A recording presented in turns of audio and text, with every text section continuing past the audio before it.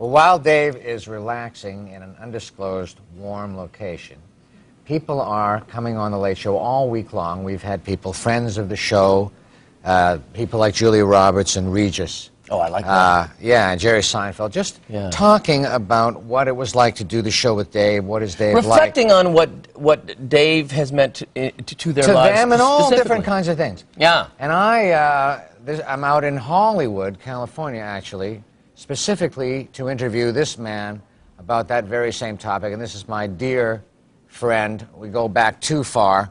And he's done the show so many times. One of the cats that we can always count on. The great Martin Short. Oh, I like him. He's fun. No, it's you. I'm talking about you. Oh. Yeah. Thank you. Stop loving me. Stop loving me, everyone. Oh, trademark. See, this is why Dave can always count on you. Well, you know why? Because I'm not. Because a lot of this is really I'm masking the shyness. You mask the shyness. Yes, there's pain in here, but it's like, oh, wasn't he outgoing, Jay? I wish I was outgoing like he. Right. When you come on with Dave, Dave alleviates the mask for you. Would you say? So he alleviates the mask. Yes, because so much of the time it's in pain. But how is Dave feeling? He's feeling good. Is that the point? I spoke to him right after he had the thing, which was quintuple bypass surgery. Now that is, correct me if I'm wrong, because I never finished school because I was too busy touring in P.S. Your Cat is Dead, which was a wonderful play. That means that's three, isn't it? You had 5, I understand. 5 bypasses. Well, that's that may be the most. Yeah, that may be the most you can have. Yeah. I spoke to him right after the operation. He was a little groggy. I bet he was. So I took advantage of the opportunity to ask him for a raise. Did you get it? And yeah, he doubled my salary, which was wonderful. I love that. That's he my favorite is that kind of guy. Yeah. Well, I think he's a remarkable presence. I think that he can walk into a room and then suddenly not be. And I think that very few people have that. Yeah. Speaking of Hollywood stars, though, you swing with a very fast Hollywood crowd out here. I know you do. I don't know what you mean by that. You bring well, that for up instance, all the you time. just ran into Tony Randall at a party. Yes, I did. And Tony specifically said, Martin, I'm interested to know how Dave is doing. I know that you know him. I hope he's feeling fine. And then he lit a sulfur match and waved it behind him. Now, I have no idea what that means, but certainly there had been a wonderful Mexican spread. Oh. So I think that Tony... No. Well, the point is that Tony cared about Dave. I know that. Yeah. Marty, you were with us. Yes. The first week of the Late Show with David Letterman. You better believe it, Smokey. Dave's first week in the fabled Ed Sullivan Theater. Yes, the first week of CBS. I was called upon. Yes, because you always come through for Dave. Well, I like to And be again, loved. tonight you are. Now, tell me, were you ever in the theater before, the Ed Sullivan Theater? I was in that theater once, truthfully, in 1965 when I was 15. Why? I went to see the Ed Sullivan show. Oh, you saw the Ed Sullivan show. And there was an amazing show. It was Sammy Davis. No kidding. Was in Golden Boy, and he said, I want to be with you. Blew the place up. Betty Davis was also performing. Betty Davis was on the Sullivan Show live. What did she do? It was a series of Davises. Ossie Davis read from the Bible. Sammy Davis Jr., the Golden Boy. And Betty did the plate trick. No. Look how they stay up in the air. It was unbelievable. So not since then. And then I was called back to do your show. Well, you can imagine how thrilled I was. When you got in front of that live audience, the Broadway audience, though, you did exactly what Dave was hoping you would do. What did I do? Freeze. You killed for that audience. No, you went for a live production number, and you know there's nothing Dave likes more than when you blow the roof off the joint with one of those marvelous production numbers. Well, I do have a song. It's let me just say this. Wow! You, not only do you have a song, you have your audio equipment. Thank you. You know, in my business, or in our business... Why do you have a microphone? Where did you get this? Have you been to Radio Shack? Here. Oh. All right, there you go. Let me give you a bit of a word. No, okay. Yes, you've got the whole Richard Grieco look. Yes, you've got the... Yes, you've had the Yeah. But you know what? You don't have all the answers, Pappy. No, I know. Please don't sing this to me. No. No.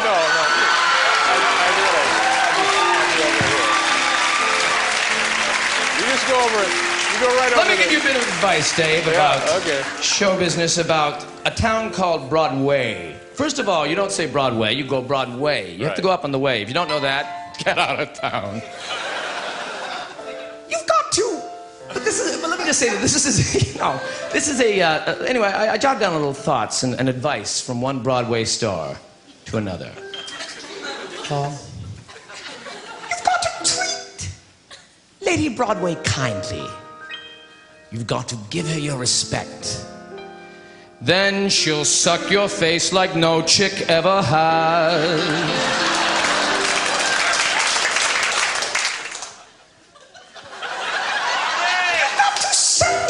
Of flowers, perhaps a diamond ring or two. Then she'll make you moan and groan and all that jazz. Then let's go back to the card before. Thank you.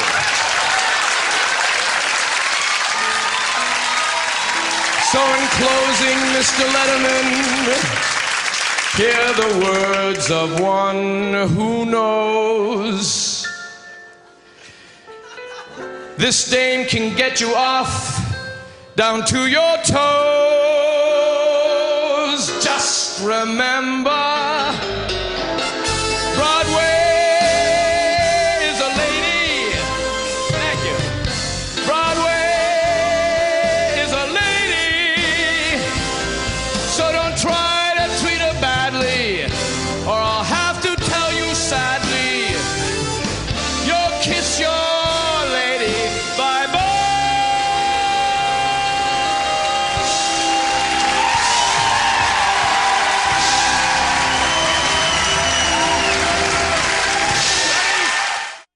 Marty, that was the first of 4 times that you did that number. Broadway is a lady. Actually, you did what? Broadway is a lady? Well, I did variations, Paul. Yeah. The first, of course, was Broadway is a lady. Yeah. The second was Christmas is a lady. Christmas is a lady. 3 years later, I came back and scored, I think, big time with Halloween is a lady. Halloween is a lady. And then trilogy. 2 years after that, of course, my personal favorite, Kwanzaa is a lady. Kwanzaa is a lady. So Kwanzaa you've is a done lady. it 4 times. 4 times. But I think, considering Dave's, what he's just been through, a 5th would be appropriate. Don't you think? Go for it, baby. Well, thank you. Pappy, this is for you. And when I think of you, oh, why am I crying? Stupid emotions. Let's just do this song. Quintuple bypass is a lady. Thank you. Quintuple bypass is a lady. Once she's made Dave's ticker happy, then the world gets back its pappy, and you can kiss quintuple bypass bye-bye.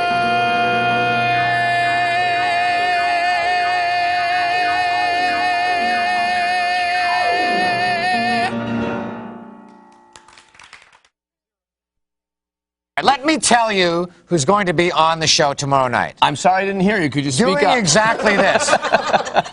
Doing what we're doing now. Sitting in these chairs? Yeah, just rapping about experiences doing the show with I love Dave. when you use terms of the youth. I know you do. Yeah. Let me tell you, though, Who? Bill Cosby will be Oh, with I us. love him. Yeah. He's a wonderful, wonderful talent. Yeah. And I think what's great about him, I just wish he'd try sitcom. Really? Yeah. Also, Sarah Jessica Parker. She is one of the sexiest women in the world. When she's on with Dave, there's a chemistry. Don't you agree? Yes, unbelievable. Why wouldn't you have a chemistry with Sarah Jessica Parker? Because she's just absolutely everything. She's smart, she's interesting, she's funny, and she smells beautiful. So that's Black Diamonds, I think it is. Really? Where is that? That's tomorrow night. Yeah.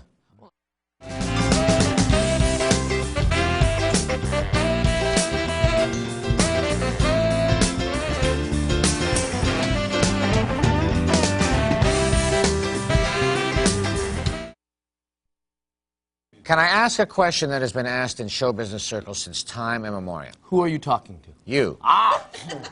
How far do we go back? I think it's like 4 years now. No, it's much longer than that. Is it longer than that? It's 25 years. 25. Actually, it's not. It's 27 years. 27 we met in years. June of '72. We were both doing theatrical productions in Canada. Productions of Godspell, and you came to the Godspell auditions to play piano for a girlfriend, and they didn't hire her, they hired you. They said, who's that young, long-haired boy? With the cute butt. Remember that? No, I don't remember that part. I don't remember that part. Do you remember the time we went to Jilly's restaurant? Oh, that was hilarious because we had our own Rat Pack personas. Yeah, and we love the Rat Pack so I was much. very excited. Jilly's restaurant was a restaurant that Frank Sinatra's friend Jilly kept. Full-piece orchestra. How many pieces in that? 10 pieces on stage, swinging all the time, just in case Frank was in town. Just in case which Frank, he never was. He was but never in town. still, totally empty club. We couldn't have been more excited. We go down there in '72. It's in a basement. We went downstairs. You are pretending you're Frank, swinging in. Swinging in. Yeah, I'm Dean, swinging in. Yeah. The two of us. Yeah. Right? And we walked in, and the waiter came up, and he said, "What do you want?" And I said, you know, wanting to be like Frank, I said, "I'll have a Jack Daniels." That's right. And he said, I thought he said, straight up or relaxed. Because he was saying on the rocks. Well, I didn't know you that want term. it straight up or on the rocks? And So what, I said, "I'll have it relaxed." Right. He said, "Straight up or on the yeah, rocks." so cool you were. And yeah. then I got the change and I dropped Right. it. It was a bad Dropped it all, moment. yeah, yeah. It was But a you bad were cool, moment. though, like Sinatra. I was not like Frank. I was more like Frank Jr. You must get your rest. Thank you. Thank you, Frank. Where are we going tonight? Well, I don't know, but what I love about doing the Letterman show ever since 1982 to this very day is that whenever I do the show in New York, Paul picks 3 of the hottest spots to go to, the hippest, hottest, and we keep the car. Yeah. And we hit those spots. We swing out. We swing out, and we go to, you know, the limelight. I want to be on a cinnamon world. We pretend that we... I want to be on a cinnamon world. Whatever the song Yeah. is, it's a disco. That's what the kids are playing in the clubs The today. kids are dancing, Yeah. they're raving, they're having fun, they're dancing. And we pretend that we are enjoying ourselves and we're going to have dinner. Yeah. Yeah. And then we collapse in bed. Absolutely. Any final things for David? Maybe end with a song? Oh, and with a song, why not? I mean, I think it'd be fun. Okay. Da-da-da-da-da-da. David, you're swell. Gee, we hope you get well. Jeepers, David, Can we keep the car?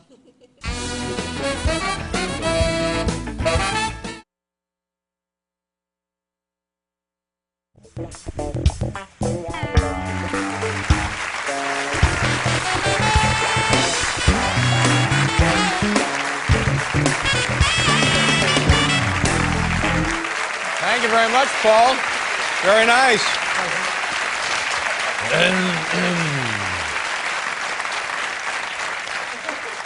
Because when that happens in a meeting, it creates an air of controversy, a confrontation, adversarial kind of thing, you know? Yeah, well, sure. Nobody wants You should know, no, that's not conducive for a positive meeting. You don't want that. Hey, let me ask you a question. I want to ask you a question. I tell you, the reason I come up here, I got a question for you. Yes. Well, you got a problem with me or something?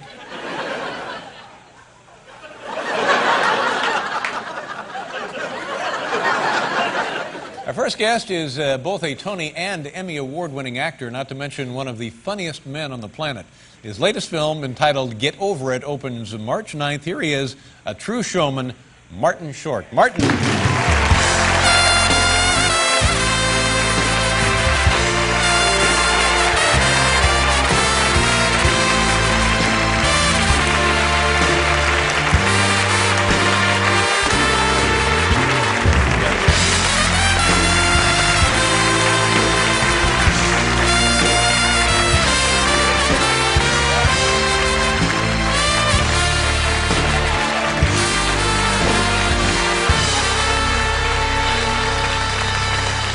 Welcome back. Thanks for remembering!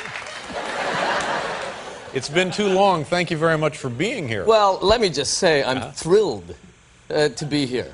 I really am. You know that.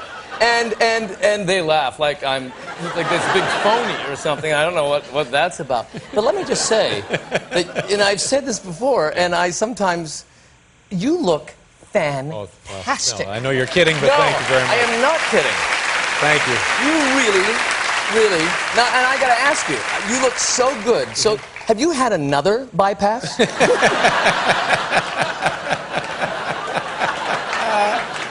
I'm serious. There's such a, you're so youthful. There's a whole Tobey Maguire quality about you. Thank you very much. Have you been ab rolling? No. Is it the 8-minute buns? I don't. Have you had a forehead lift? I can't. I do 4,000 Marine Corps squats a day. Is that it? Yeah. At rehearsal, I thought, I saw you from a distance, and I said, what is Hallie Joel Osment doing guest hosting? I mean, it didn't make any sense to me. Well, you're too kind with your flattery, but I appreciate it. Oh, really? Yeah. Oh, that's good. Well, I'm... You know, I haven't seen you since you had your little... It's been over a year now. Your little heart thing. Yeah, my massive heart attack. Was that what you call it? That's what I call it. That's not what it was, but that's what I just like the drama of my massive heart attack. Yeah. Well, you got my candygram because I was concerned. I really was. It's very nice. I remember actually the moment when I found out. Oh, And really? This is absolutely true. I was in a meeting with a writer about a thing that didn't pan out, and I heard that you were sick, and I went, what? What are you saying? And the phone rang, and it was my agent. I had to take it. Sure. But there was a full 4-second period there where I was a wreck. Well, I really was. I appreciate that. Now, because let's face it, if anything happens to you, one less place for me to promote. No. But we haven't had a chance to talk about this, but your television show I always found very entertaining, and thank you very much. I hope you get another chance to do another television show. I am actually I am back in the air. Is that right? June 20th. Oh, good. Congratulations. Thank you very much. What do you?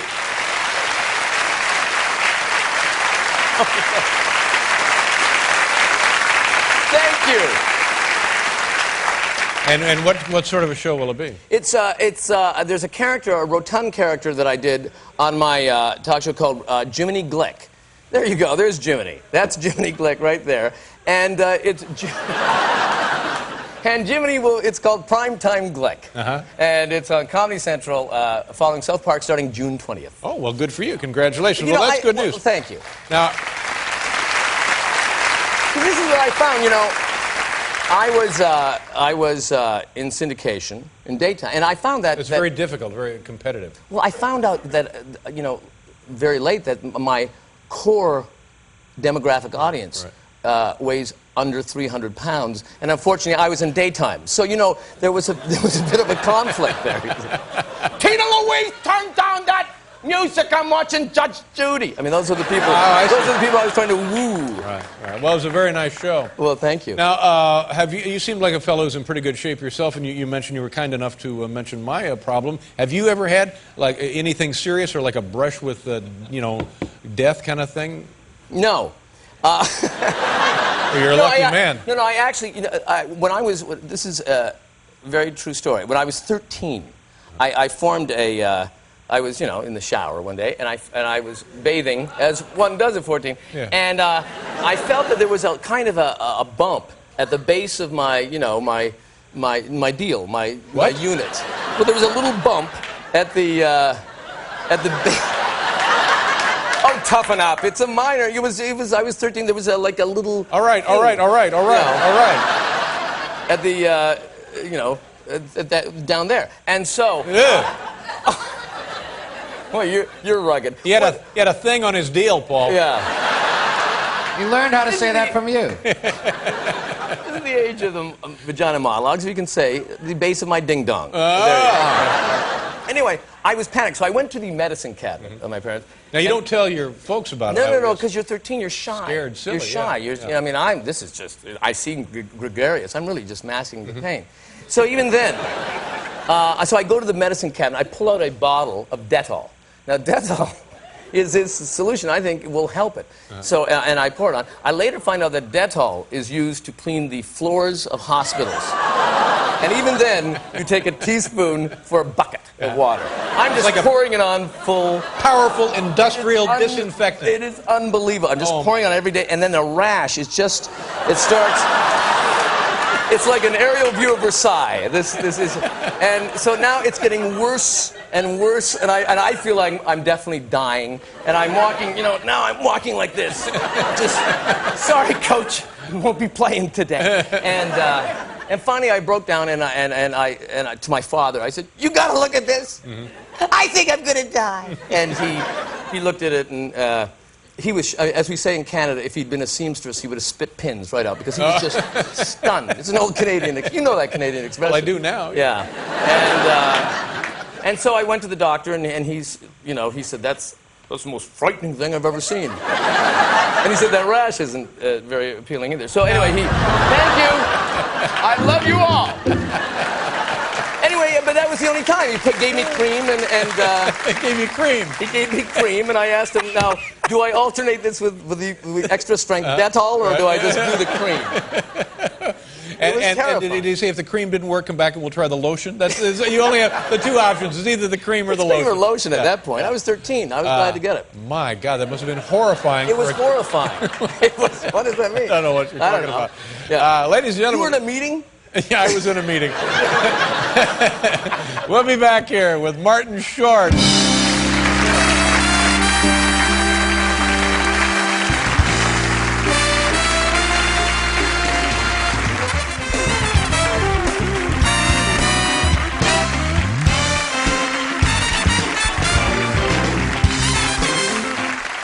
Sirree. Look, ladies and gentlemen, it's Martin Short. Oh, thank you. I love you all. We love you as well. I really do.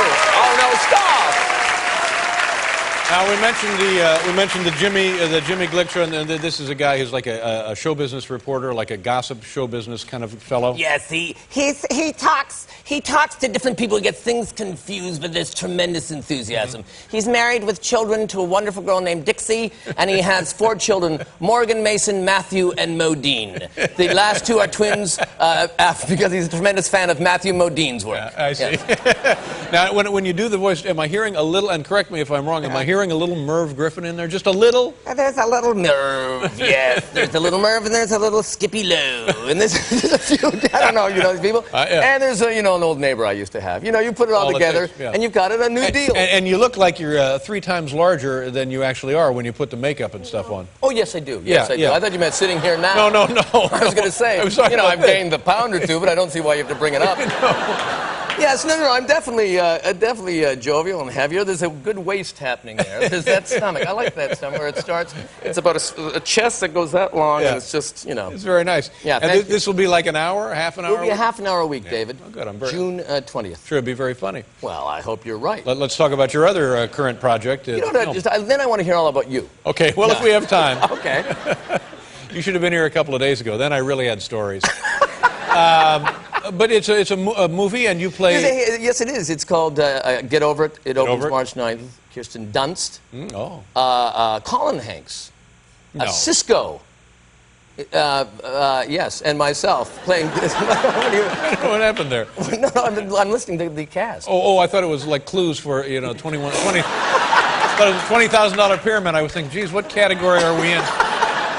And you play the drama teacher. Yeah, I'm playing Dr. Desmond Forrest Oates. It's a play within a play, and Desmond Forrest Oates is the drama teacher. He's molding these students throughout their production. He's a failed, like all high school drama teachers. No, I don't mean that. You didn't mean that. No. No, what did I say? I don't remember. Oh, I stepped out.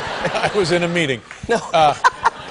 But a well-intended fellow. Well-intended fellow. Energetic. Yes, energetic. He gets the class together and he says, all right, your arms are like a bunch of wieners, now throw them away. It's all about relaxation. It's all about molding them. Molding them in the direction to be the kind Now, I believe we have a clip here of the work in the film. You want to tell people what it's going to be? Well, I think it's just a scene with Kirsten Dunst and I'm trying to guide her, constructively guide her toward a better performance. Here's Martin Short, Get Over It. We'll talk about it later. Okay. There you go. There you go. Yeah. Get Over It, Martin Short. Very funny. Thank you. Now, I hope, and I don't know, but I hope that, as always, you have prepared for us a little kind of farewell number, a song. Well, I mean, we are on Broadway. Yeah, yes, I listen. As you know, in the past, I have done numbers, and I mean, I would love to do a number. We look for you. forward to Well, if you would like me to. Oh, yeah. You know, Dave, in my business, or in our business, should I just, would you like me to sing it to you right here? No, I don't want you to sing it you to put me. it on? No, I don't. Then you know what, I can go somewhere else and right sing. over That'd there. be better. That would be much better. Fine. Thank you. I I'll wander appreciate over it. You know, in my business, or in our business, when a man like yourself lingers for many, many, many years, he becomes what I like to call, or we like to call, an institution. I remember last January, you know, it's been a year since Dave's massive heart attack, which was, by the way, not a massive heart attack. And it makes me very emotional. I hope I get through this. Because Dave and I have been friends for a long time. In fact, we met years ago in a stage production where he was playing the role of Lofty in the production of Queer as Folk. And I remember at the time being moved by the generosity of spirit of the man. It is a year later since your bypass, Dave, and I on the cab ride here, because you know they won't send a car, I got thinking of some thoughts and how I emotionally feel about you, and well, Paul, doodle with me and try to get there. Hope make it through it. Here's to you, Pappy. Oh, silly emotions. Here I go. Last January, from a situation, Harry, you were delivered so you could go on. Doctor's post, a Wayne Aroni, like so much macaroni, reamed your arteries so you could go on.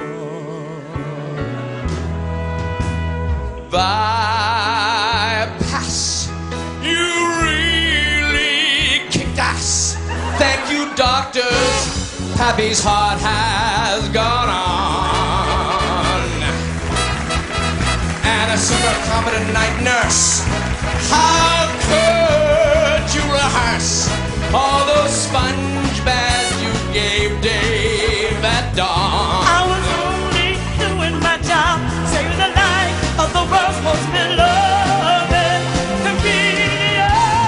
Under anesthesia, they dickered with your ticker in the hopes that your heart would go on. Happy how we missed your fabled top 10 list. We missed your list. For 5 weeks, the ha-has were gone.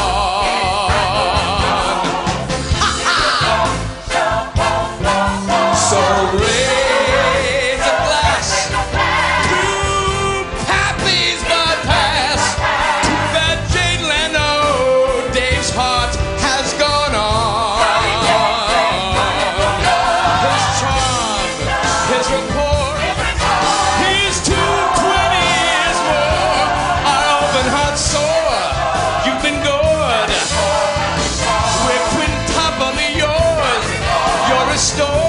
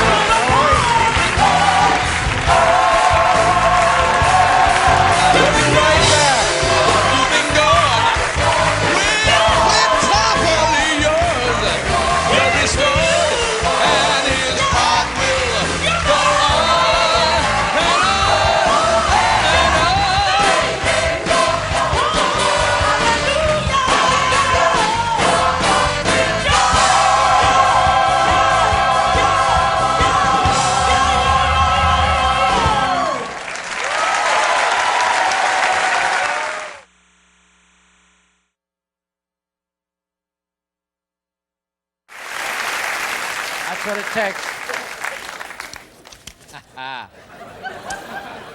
Our first guest star is in the hugely successful film American Pie 2 and in a new motion picture entitled Serendipity, which opens October 5th. Here's the funny, the talented Eugene Levy, everybody.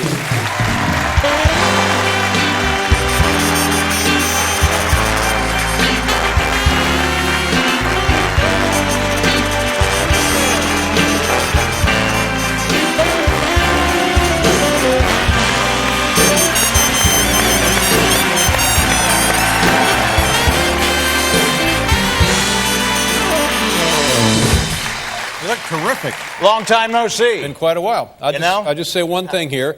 When you're looking to go see movies and you don't know what the movie is about, but if you see his name anywhere involved in the film, go see it because he'll be worth the price of the ticket. You think? Nicely said. You've had very nice things to say about me over the years, and I have to say, and I'm not just saying this because I'm a guest on your show. Yeah. You are a beacon of light in a medium saturated with pap, and Thank you. I am your biggest. I am your biggest that's fan. very sweet of you. Second only to. Knock it off. All right. Well. Stop it. Let's talk about the American Pie 2. Of course, there was American Pie and then the American Pie 2. And Yes. your kids, they just must be, they look at you now with newfound respect, I would guess, huh? Well, my kids. Here's the thing with American Pie. They're really delighted that that I'm in the movie because this is one of those movies that all their friends go and see, and it's a very, very kind of cool thing. On the other hand, I'm playing Jim's dad. Right. So they don't. They're proud. It's all cool. They don't want to be seen with me in public too often. No. This has been a great experience, and I'm very fortunate to have been in these movies. It's a character I love playing. I love this guy who just does everything, based out of an enormous amount of love, for his son.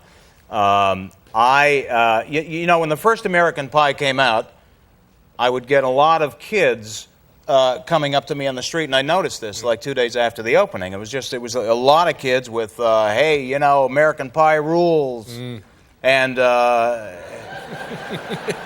hey, awesome. Yeah.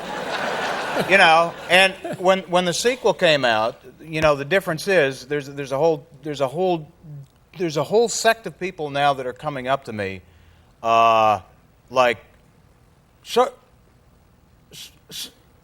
wait, so you're the guy, right? That's the guy.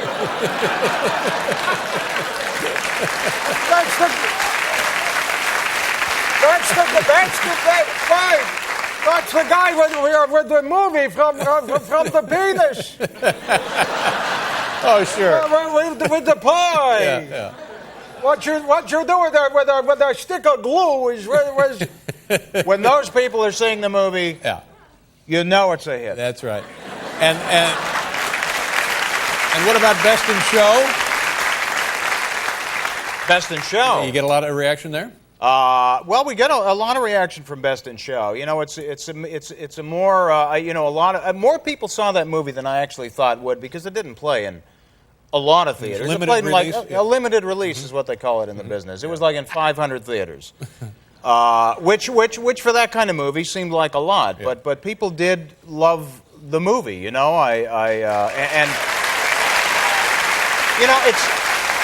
one of those. It's one of those movies that you don't do those movies for money. You do it because it's just they give you free rein and you go and do it and you have some fun. And I have a great time working with the cast and with Christopher Guest. And he's a great group. He's a very, very talented, funny guy. Very low key, kind of stone faced. You know what I mean? If you know Chris at all, it's like working with Leonid Brezhnev today. But he's a brilliant comedian. Now, your summer, I'm told you had an injury of some sorts. You don't? Are you feeling all right? I actually feel great. I feel great. Was there an injury? I had a herniated disc. First time I've had anything like this. Last January. And I live in Toronto. I live in Toronto because I thought it was a good thing to do to raise my kids there, so that I don't raise them in Los Angeles, where I thought it's a little show busy there, and people kind of take themselves too seriously for an industry based on play acting.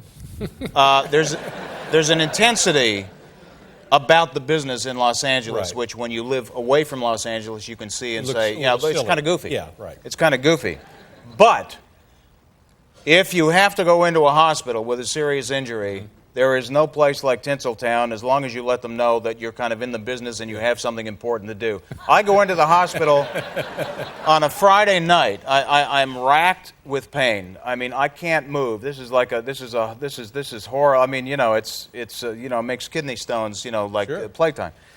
So Friday night, I get in there. Now this orthopedic guy that was looking after me found out that weekend, that Sunday night, was the Golden Globes. And speaking of Chris and I were nominated for Best in Show, so we were going to go to the award show Sunday night. My orthopedic guy finds out. He comes up to me as I'm on the stretcher waiting for a good shot of, something really strong. And he says, so you're going to the Globe Sunday night? I said, I don't think so. I just want to know that I'll be able to, sit up and, touch my knee. I don't think I'm going to be going. He said, don't worry about it. You're gonna be wearing that black tie. You're going to be dusting off the tux, and you're going to be there. In fact, I'm calling the best spinal injection guy in the business, who's going to come in on his day on a Sunday morning. He's coming in because I already talked to him and told him, you got the Globes on Sunday night. And this guy is good. This guy is like he's the Yancey Derringer of spinal injections. He's the Annie Oakley. He never misses. He never misses. And he's coming in, and you're going to be walking down the red carpet on Sunday. I said, you know what? I don't really feel like going at this point. Yeah. Sunday morning, I go in. They give me the shot. This guy comes in from out of nowhere, opens his clinic. I actually end up walking out of the clinic, and here's the capper. The guy says, so how are you getting down there? Stretch? I said, I don't know. I don't know what they've got for me.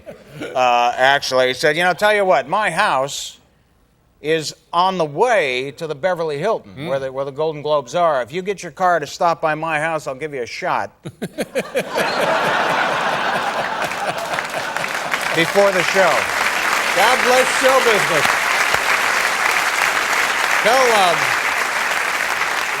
You and Paul have been friends for a long, long time. Tell us a story about the time Paul, speaking of medical problems, Paul came to live in your house for a while. He was recuperating from an accident. Remember that?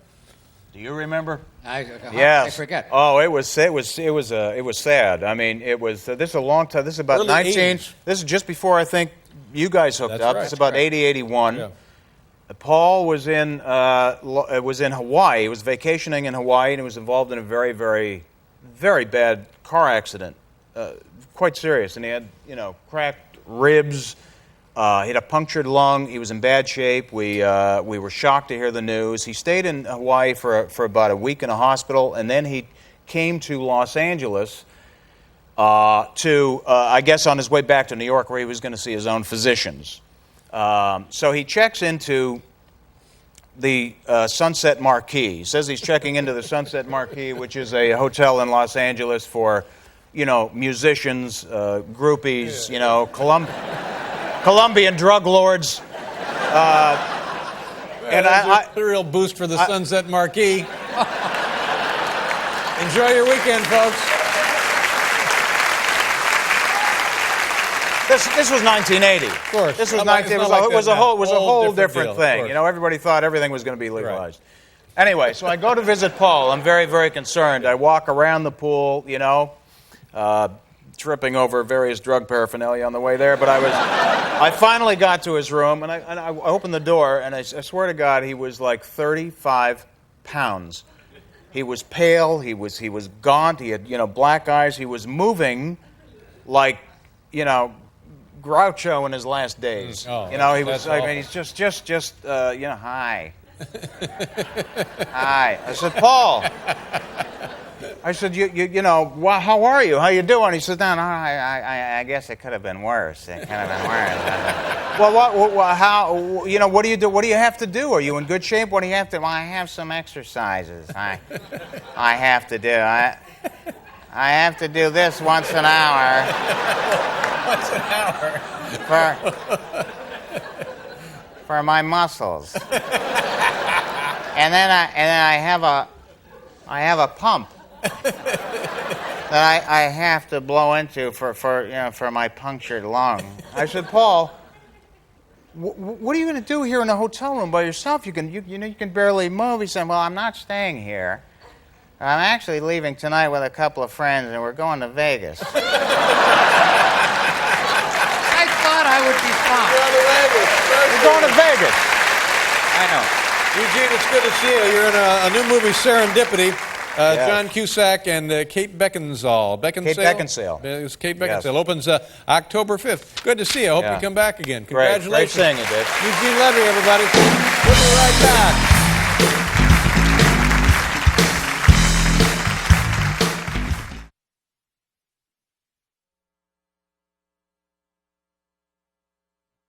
Our first guest is one of the funniest men on the planet. He stars as talk show host Jiminy Glick on the popular Comedy Central program Primetime Glick. Here he is, Martin Short.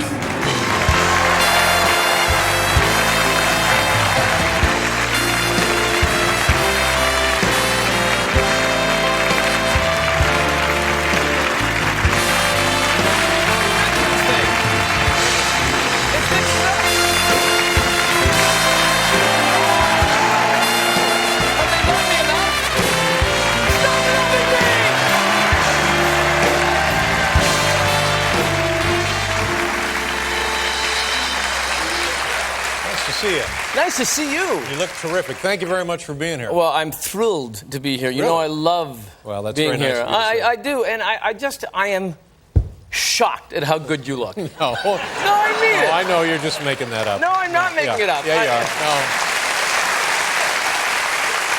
No, I remember one time you said to me at a party, you said, I find you artificial, and it hurt, because that's not true. It's totally a false statement.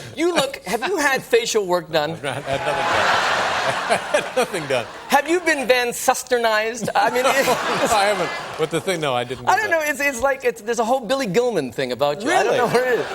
Have you had your cheeks waxed? No. What, is it the Propecia? Oh, no, wait a minute. I've had that. It's a new bronze. I've had that. Oh, okay. Yes, I have had the cheek wax. Have you, oh yeah. No, you look good. Thank you. do. Thank you. Now let's. Don't have too much work done. I won't. But then you get this thing. You know, this gets longer. And it's a false bad look. You know. I'll remind myself of that. Please remember. Now, I've always thought of you, and I don't know much about you other than you know. Well, your you've only known me career 20 years. Exactly. But to me, you live a fascinating life. Really? Yeah, kind of an exciting, interesting guy on the go sort of thing. Man about town. I would say so. Yeah. I mean, today was a busy day for me. Yeah. All right. Well, just run it down for us. How about trying to find something for Liza's wedding? This has been the hardest thing. She's getting married? Yes, she's getting married. And you know, you want to get, first of all, Liza, you can get her anything. A soup plate, that's terrific, baby. But it's not enough. Now, what was that last little thing she does? I don't know. Let me hear that again. What is that little? Okay, you're terrific, baby. It's a little added thing. I see. Do you know that I've said this before, and I'll say it again. Please do. But I'll say it right now. Thank that you. I once saw her in Vegas, and she got so revved up. This is a performer, Dave.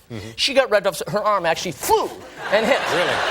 Kind of dislocated, but really severed it more. But this is an amazing, hit a gun. Let's hear it. This wedding, you know, everyone's in the, Elizabeth Taylor is in the wedding party. Can you imagine that? Oh, that'd be wonderful. Yeah. Oh, this bridal dress makes me look happy. I mean, this is Michael Jackson's the best. It's a Madame Tussauds come to life.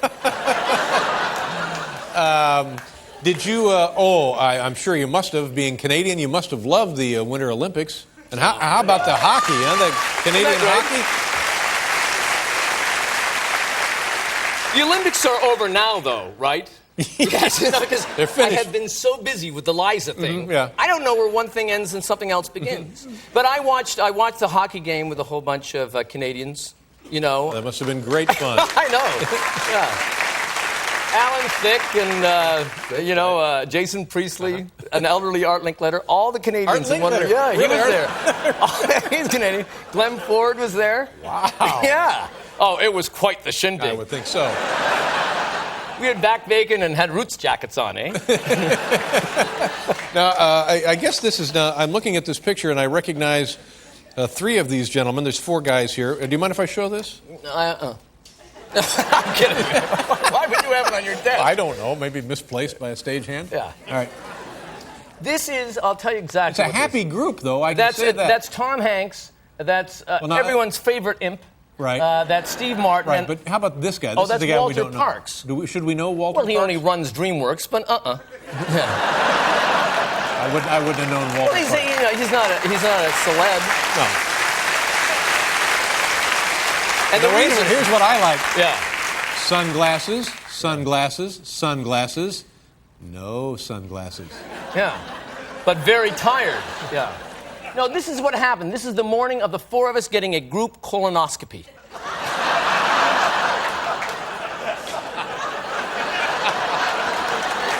Oh, like we're not going to pose for pictures on a day like that. It's like Disneyland, but different. No. Now, tell us about... Well, no, here's what I think. First of all, a colonoscopy. You know what a colonoscopy is. Yeah. And it's something that if you're in your mid-40s on, you really should do. It's a serious thing, yeah. Yeah, it's a camera that explores your innards to see if you're healthy. Right. And so we decided to do it as a group. And now that's... This is talking... Now that's what I was interested. How did you arrive at that decision? What is that element? Everything else makes perfect sense. I can't describe. I'm not a therapist. I think it's tied to too much time on your hands. But you wouldn't do something like this. Let's say you, Regis. I'll tell you one time. Morley Safer and Gallagher. No. You wouldn't get together. Regis and I one time we got a haircut together. Well. But that was it. Well, you can, if you want to, there's a camera involved. You can have makeup and hair people for this if you want. No, what we did, truthfully, we tried to make it fun. And so what we met at... You found a way to put the fun into a colonoscopy. I'll tell you exactly what we did. Put the fun in your colonoscopy. We met at Steve's at 5 p.m. when because you're supposed to kind of fast, just eat Jell-O the day before. Sure. And at 5 p.m. And at 8 p.m., you have to drink a barium drink. And so we arrived at Steve's at 5 o'clock. He had 4 places set. And we, all of a sudden... It's true. It's honest to God true. Yeah. And all of a sudden we went... And then Tom said, why are we making that noise? Shouldn't we drink this stuff? Thank you! I love what you're all about. And so, and then that was it. And then, then we played poker. Right. At times there was only one person at the table. Yeah. Yeah. Because what I know about the solution that you drink, it's one of the few things in the world that really works as advertised. Yes, it does. I mean, it really, really works. Well, yeah, I mean, that's the idea, so that you're cleansing yourself so that you could, if you chose to, throw a cocktail party within your colon. But at a moment like that, why would you want to share that with friends? Why? It doesn't seem like a buddy activity to me. You know what? It brings the buddy level to a new level. And the only thing that I would have assumed with Steve's wealth, who would have thought one bathroom? That was the only...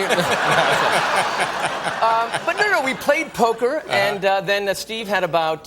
he had TiVo'd 5 episodes of Moesha, which was fun, and the next morning, you see, we went there at 9 o'clock and had this thing. We played poker in the morning to see who would go first. I won. And by noon, this is how easy this thing is, we were out having margaritas at a restaurant. Wow. Yeah. And a clean bill of health for all? Yes, absolutely. Well, that's good. That's good.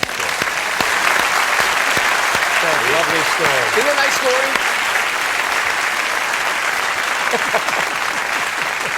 Okay, how about you, Kippadata, Mark Jarrow, I don't know who the fourth is. I don't know what you're talking about. Well, I'm saying, I don't know your group. Now, when we come back, you're coming back? You're gonna. I must have done okay. You're gonna favor us with a little musical offering. I mean, do a musical song? Musical offering. Well, I'll do it if they'd like me. Yes, they will. Martin Short.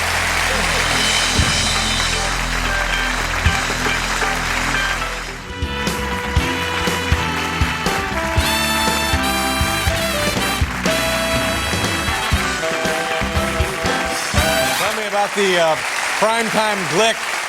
It begins, is it its third season? Is that what it is? It's its second season, Second season. Primetime Glick. It started last Saturday. It's on at Great. 10 o'clock. Going very well for you. Well, you know, Dave, it's fun. Now, speaking of fun, I always appreciate it when you're on the program because not only for me, but for the audience and for all of North America, you bring a little something festive. And something. England, aren't you in England? Yes, that's right. There you go. All over the free world, and it's nice. It's your version of John Ashcroft.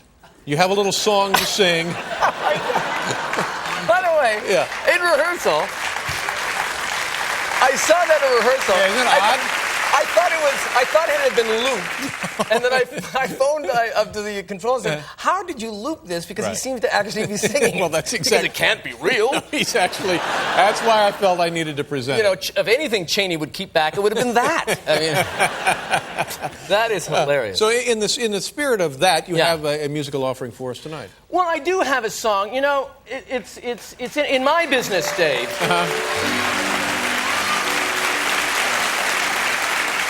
Or in our business. Our business, thank you.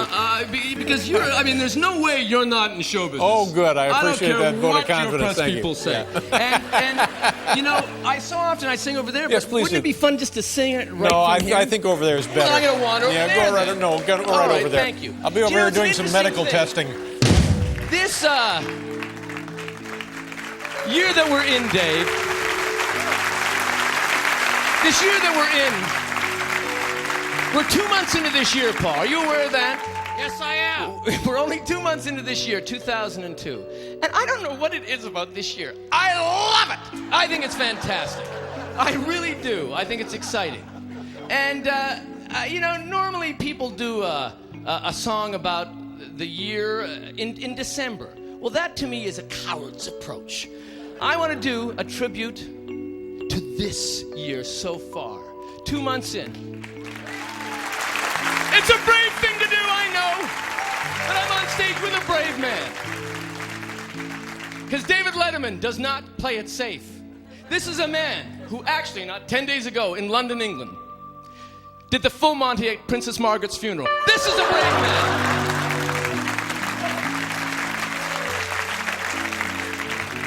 That being said, this is my tribute to 2002 so far. Wish me luck in the top note, Pappy. Look at you, 2002. Just last month you were new, but you grew like a child. I see myself through you. Here's a message that's long overdue. And I love you, 2002. Allow me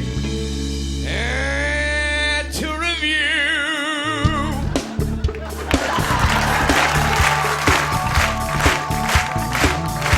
CEO Kenneth Ray led Enron askew, took the fifth to the Constitution, had a shredder, fed the documents through. Soon the feds will shred Kenny's ass too. There was a pretzel George W. didn't chew. Hit the floor, bumped his head, got a bruise. Winona Ryder ripped off 6th Avenue, allegedly, and said this thing was misconstrued. Crooked Ruskies in Salt Lake City, Utah, hatched a plan to get Canada screwed. Post-Taliban, Bin Laden been hidden from view. Drop this note in his home, Osama.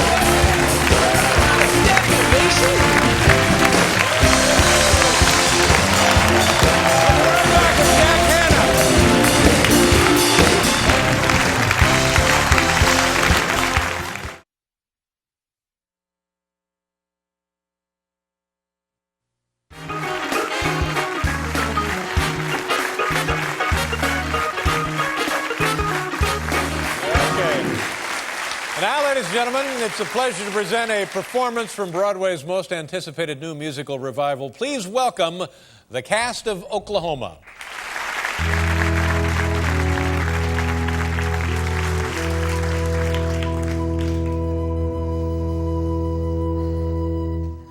There's a bright golden haze on the meadow.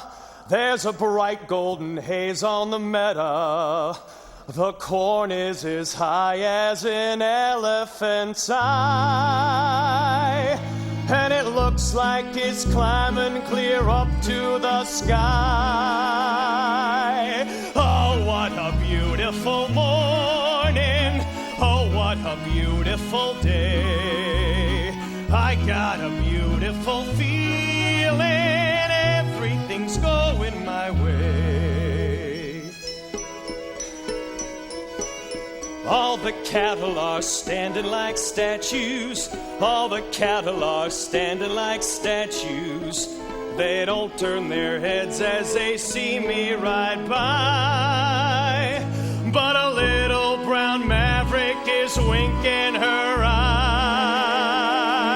Oh, what a beautiful morning. Oh, what a beautiful day. I got a beautiful feeling. Everything's going my way. Oh, what a beautiful day.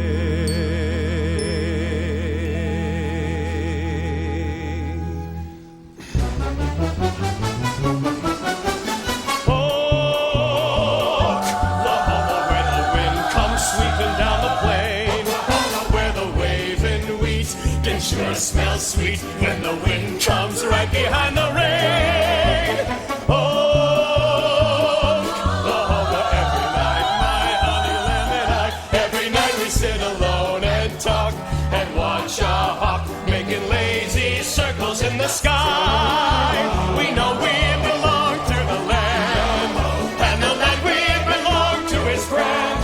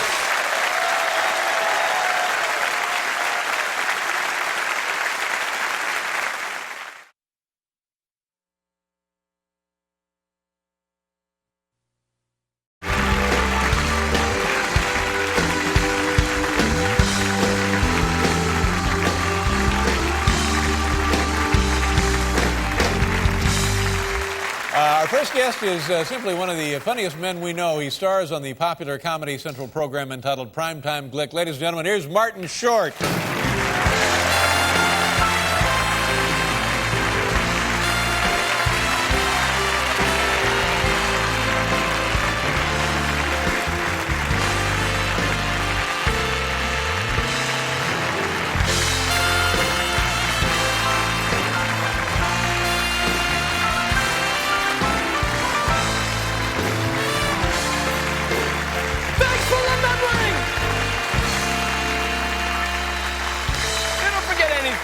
Good to see you. Welcome back. Good to see you. You look fantastic. How have you been? Well, first of all, I'm so thrilled to be here on this, your big fat Greek anniversary show. Well, thank you very much. Yeah, and let me just say something to you. And I swear to you, you know, sometimes I'm viewed as transparent, and it bothers me. But really? You look fantastically good. Oh, now come on, good. stop it. No, I don't know. But you look wonderful, seriously. No. You do, is it? That's very nice of you. It's just, I guess it's the summer. You've had this rest. Is it the Botox parties that you tend to go to? Well, I've been to a couple, yes. You're so thin and lean. Well, thank you very much. Is it the breast reduction? I don't know what it is.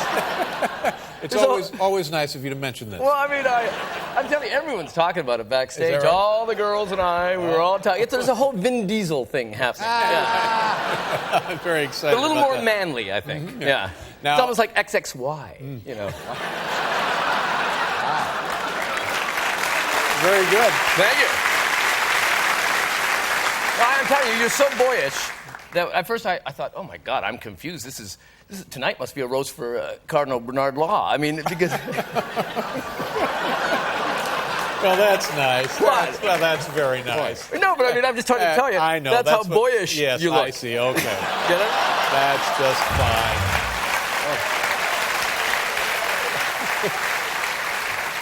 And you say I've lost it. Now, how? No, I never said that. Yeah, you sent me that note once when I was sick. I see.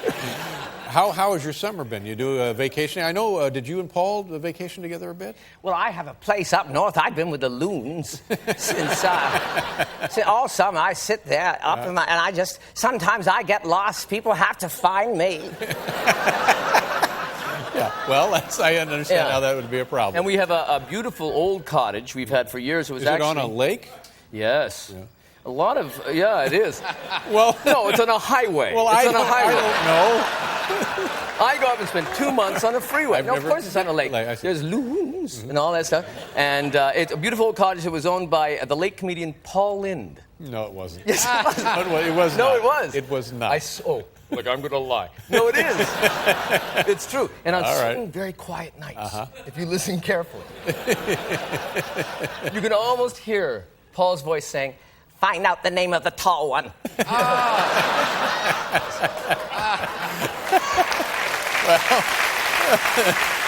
I'll take your word for that. Paul was up. Paul came up. Now, is there a photo? I'm told you have a photo of this. Do you have a photo? Yeah, well, Paul came up. We were there with Eugene Levy and his wife, Debbie, my wife, and all the kids. Debbie Levy? Debbie Levy. Debbie Divine Levy is her name. And we were all up, all the families, and Paul and Kathy came up. Paul is, He's very thrilled to be up north, and it's about that same, he says, look at that canoe, what a fabulous color. It's just, that color is like Mary J. Blige's manager's hairpiece. Yeah, it's all show business. But they, as a surprise, this is true, as a surprise to Paul, Kathy arranged, they renewed their vows. They renewed their vows. Yes. Oh. They found a traveling rabbi, and they renewed their vows. It's absolutely true. And because they had just, family at the wedding. So because they had friends, Kathy planned this as a surprise to Paul. And so I had a picture. I brought this picture. There's no reason. It's just Paul and Eugene and I. But to me, Paul looks disoriented and like he's had a stroke or something. But that's just my opinion. Oh, my. Oh, my. Wait a minute. Oh, my. What is it? What are you talking about? Here, take a look at this. How bad could it be? I think he makes a point. Well, I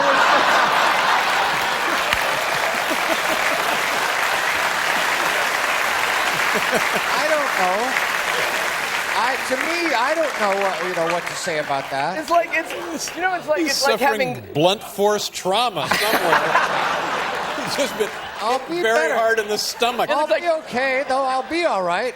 No, I have a kind of a Paul Anka thing going. Yeah. And Eugene looks fantastic, Yeah. and he looks like Strom Thurmond in a bald pate. It looks like he's presenting Paul with an award from the JC's Man of the Year. And Paul's just had some kind of injury below the belt. I'm sorry. No, you know what he was doing? Ricky Zambor, isn't that I'm true? sorry. Well, I was trying to do Richie Sambora. We know our friend from the Bon Jovi band. He said, if you take a picture with a bunch of people, make sure your head is the closest to the camera, and it'll be the biggest. So I was doing Well, it that. certainly paid off. I was doing it. It's not, when he does it, I don't know.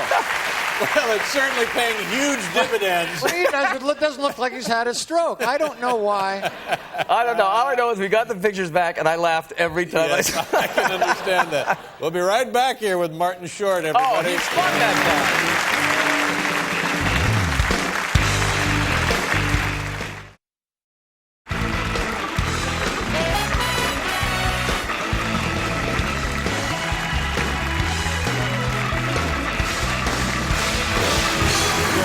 Now, I'm excited about this because we just chatted about this a second ago, but in Los Angeles, they're doing a production of The Producers, and you're taking, is it the Nathan Lane role in No, I'm playing the Matthew Broderick role. Broderick. Jason Alexander and I opened in The Producers at the Pantages Theater. That's a pretty good cast right there, I would think. In May of 2003. What? May of 2003? Yeah. Well, wait a minute. It's September now. What are you talking about? Well, I That's got to quite a ways rest. away. I mean, it's a heavy show. When do you start rehearsing that? I start in March. But I just had some dinners with Mel Brooks, who's like the funniest guy. It's still that. It's at the top of his lungs. I've done many plays with Neil Simon. Neil Simon said when they were doing Show of Shows that Mel Brooks would make you laugh the most of anyone, but mainly like anticipation of what you thought he was going to say. Neil said one time they were walking to lunch, and they saw 4 nuns approaching them. And Neil said that he started to laugh, knowing that Mel would say something. And as Mel passed, as they passed the nuns, Mel said to the nuns, "Sorry, girls, the sketch has been cut."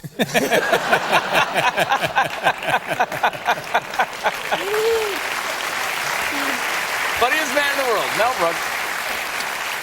I'm always excited to see you and always happy to see you. Well, you know because I'm you're always fantastic. excited to see you. But it also touched because whenever you are on the program, you leave us with something that's special.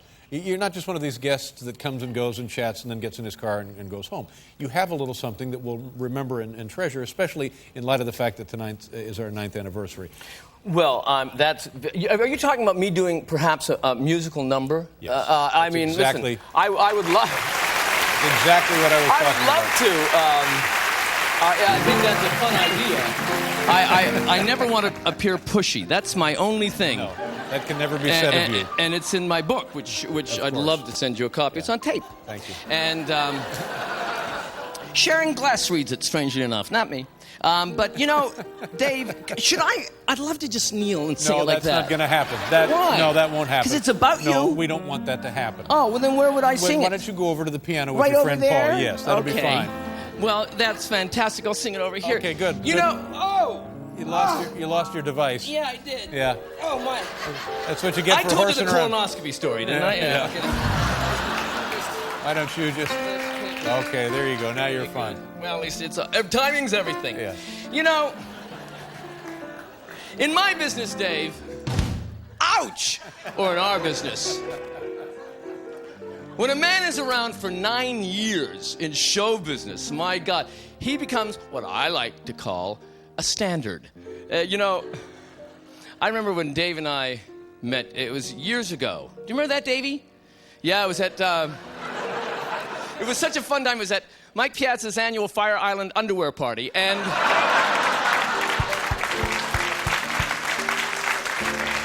I remember it was. But I also remember the first time I was on the show, and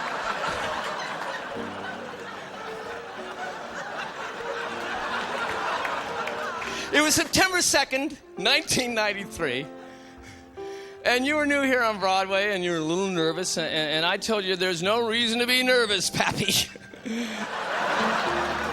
But there are some rules to follow. And I wrote a little number called Broadway is a Lady.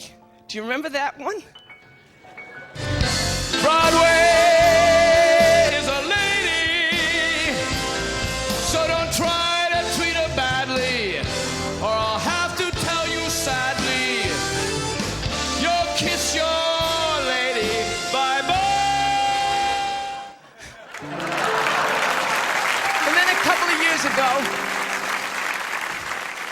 of years ago, in February 2000, Dave went through some rough stuff. And I'm not talking about that botched eye job, because that's our secret. No.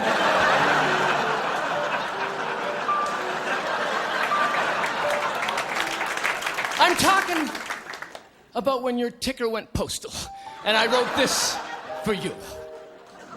Quintuple bypass is a lady. Once she's made Dave's ticker happy, then the world gets back its pappy, and you can kiss quintuple bypass bye-bye. And now tonight, for the 9th anniversary show. Oh, sorry. I've put together a little something special to capture the mood of this singular occasion. Paul, you've got to treat Lady 9th Anniversary kindly. You've got to give her your respect. Then she'll wrap your package like no chick ever had.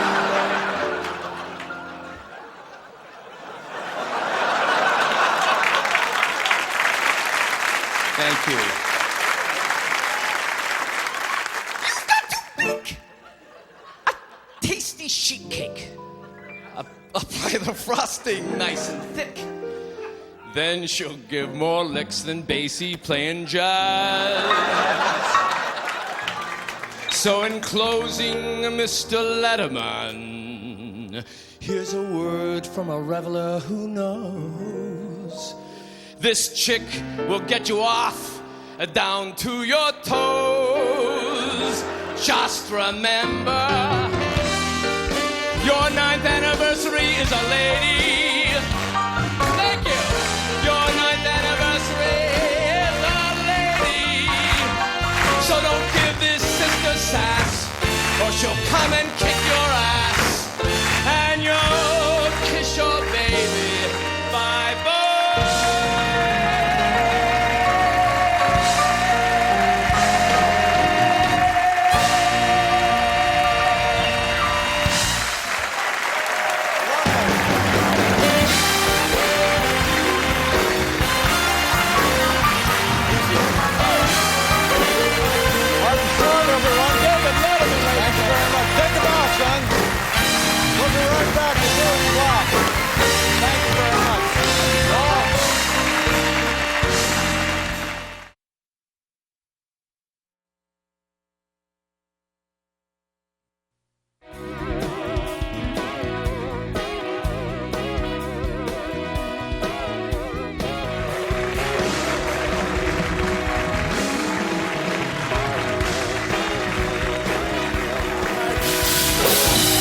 I have a feeling before the night's over, Rupert will be skiing. Oh, I know he will. Because with each little visit, he's getting better and better. Yes. It's all a matter of confidence. That's right. Yeah.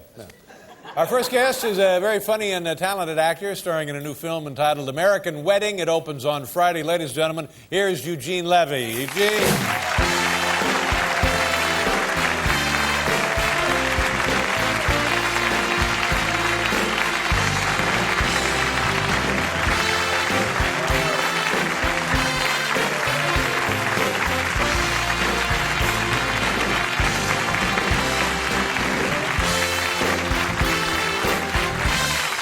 Nice that go back? What was that? I don't know, but it's from the, some people say there is love in the world if you're looking. Yes. Really looking. Yeah. I gotta say, I've never been on water skis in my life, and I'm a better water skier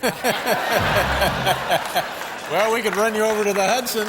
than Rupert. Yeah. But now, why were you singing that song? How do you know that song? Where's that from? That's a band from Hamilton, and you auditioned for that band when you were in college. That's right. What a memory. This guy's like a computer. He's got a mind like a computer. Crazy Ian I kinda auditioned for a band in Hamilton, and it wasn't a good audition because, you know, I had a guitar, and I was trying to do the chords and sing at the same time, and I wasn't a very good guitar player.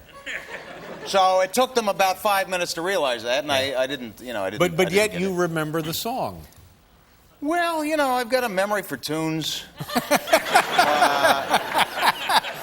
I don't know where it came from, but you know, I remembered it. That's Tranquility what it was. Bass. That was the name of the band. Tranquility Bass. That's right. Wow, how about that? That's good. Now, Good to see you. You look great. Well, thank you. You look very well yourself. Well, thank you. Yeah. Now, tell the people, Eugene, how you spend your summer. I didn't know this about you. I didn't know that you played golf. You're a golfer. Well, I play golf. I wouldn't say I'm a golfer. I'm a terrible golfer. I just Really? I'm a bad golfer. I can't really play the game that well, but I love the clothes. You know, I don't know. I mean, golf. You can wear these things. It covers a big gut. It doesn't matter. Yeah. I mean, you know, you wear a pair of shorts. I'm bad. I need a calculator. My handicap is so high. I can't honestly, you know, do the scoring. But to me, you just get in a little cart. You drive. You get a breeze. That's a sport. How long have you been playing? I've been playing far too long, actually. I've been playing about, 10, 12, 13, 14, 15 years, maybe 16. Maybe 16. Yeah. Now, you're from Canada, as is Paul. What Yeah. was your childhood like? What kind of a kid were you in Canada? Boy, this country's getting more popular by the minute. Yeah, my childhood. Well, I grew up. I was I don't know. I was kind of a quiet kid. I wasn't really the class clown in high school. Although I sat beside the class clown. Is that right? I studied him. But I was kind of funny. I was popular enough to get elected to be president of the student council in my high school. Yeah, I think that's I very beat out a impressive. very popular kid. He was on the football team. Wow. Yeah. And he was like a big guy, a lot of muscles. I didn't have that many muscles. All right. So you must have been well-liked, well-respected Well, then. yes, I was, Yeah. and and this was a big thing. This was the largest high school in the British Commonwealth at the time. Had like 3,000 students. And I was the president. And I Wow. took it very seriously. I had, our school used to have a foster child. We would send money and adopt a child, and this was going on for 5, 6. Like a child overseas or Oh something? yeah, a child overseas. So the money would be sent, and you support a child over there. Well, that's fantastic. That's The great. the first thing I did when I was elected president was suggest that we drop the kid.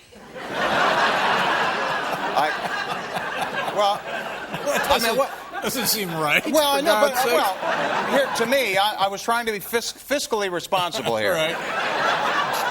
7 years, the kid was, he had some money. I mean, we were getting pictures back. He's wearing Prada shoes. You know what I'm saying? I'd kill for the clothes that he was wearing, and however, they voted me down. Yeah. It was a complete veto. And I got a reprimand from the teacher who was the thing there. But my legacy, however, to the school was we got speakers put up in the cafeteria so we could pump music in. Oh, that's great. Right? Yeah. And which was a great idea, for morale and stuff. But at the time there was the Dave Clark Five was a very popular band. They had a song. Glad All Over. Remember that song? I used to go, and I'm feeling glad all over. Yes, I'm glad all over. Right. Well, the kids would take the cutlery in the cafeteria, and they would into the wooden tables. So the speakers were taken out after 2 days. Because the cost of repairing the tables and the cutlery was more than we had in our budget. Did they send the PA system to the kid overseas? Because that would be a nice touch. He's got his own, I think he had his own system. sound system. And probably a better system. I think the kid was being supported by a lot of schools, actually. And if I had the time, I would have investigated. Now, I know that you and Paul know one another. And how long and how far do you go back? Where was the first connection? Well, this year is actually the 31st anniversary of our friendship. Really? Wow, And the that's great. 31 years ago, we did our first show together, which was Godspell. You and Paul were both in Godspell? Well, Paul wasn't in the actual cast, although I think he wanted to be, but he was the he was the musical director. Yeah. Musical director? Yeah, so there was a bunch of us in there. Gilda Radner and Marty Short and a lot of Victor Garber and Andrea Martin and Dave Thomas. A lot of great talent in that show. The show was in Toronto? Running the show in Toronto, and I ran the show for 12 months, and then the show, and then I auditioned for the lead in the show, the role of Jesus. Oh, wow. And it was a great musical, and I had a great audition, and they were reluctant to use me to hire me for the role because they thought I was a little too Jewish.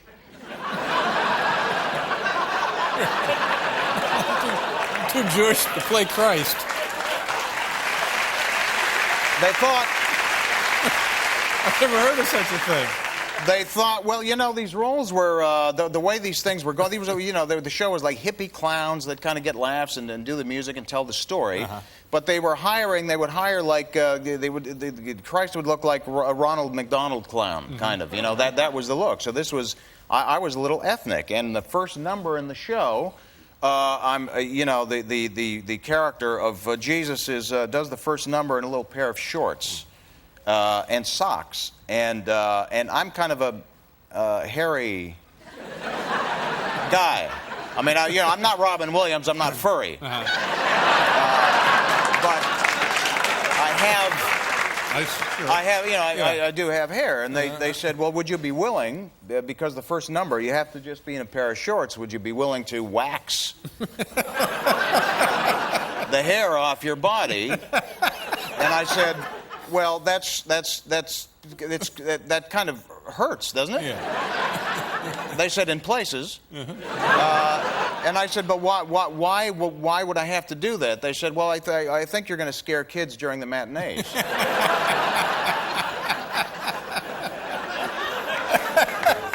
You don't want kids being afraid of Jesus. I think it kind of defeats the purpose, number one. You know, it's not a good thing trying to tell, you know, the stories and kids sitting around, and you know, it wasn't working. So I put on a tank top for the matinees, and that was that was the solution. That was the solution. Absolutely true story. Absolutely true. He was there. All right, we'll be right back here with Eugene Levy, everybody.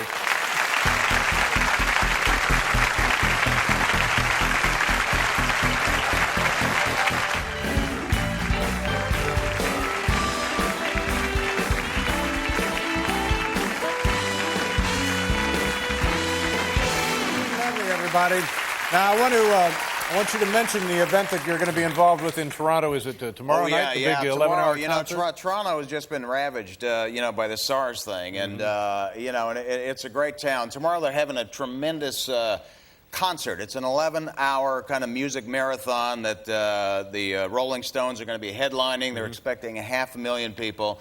Amazing, just to announce that Toronto's back and ready for business. And you know, a lot of people canceled tourists and conventions, and the city was just you know, economically it's just got hit hard. You know, so this is a big thing tomorrow, and just want to tell everybody that, you know, Toronto's back, and you know, they're bending over backwards to get your business. So go up and visit. And you'll be part of the show, the music show?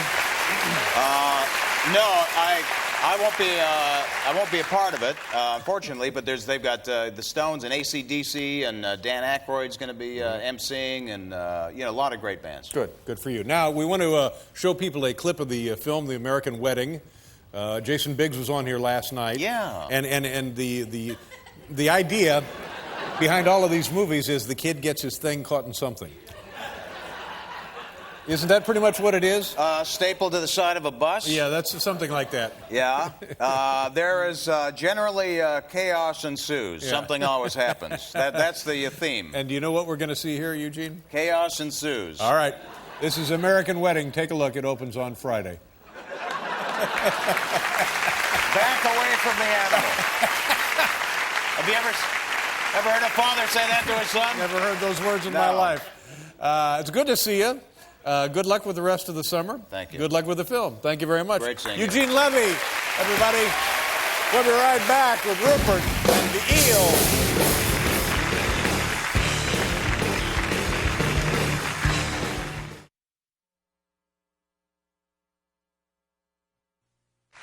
Our first guest tonight is one of the funniest men on the planet. His latest motion picture, entitled Jiminy Glick in La La Wood, premieres September 18th at the Toronto Film Festival. Here he is, Martin Short, everybody.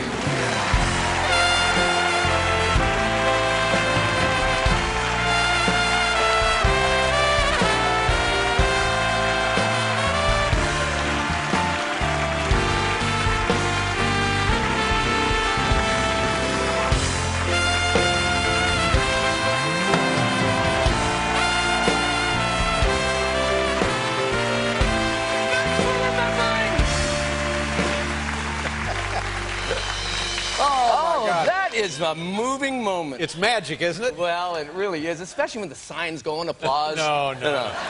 It's you, my friend.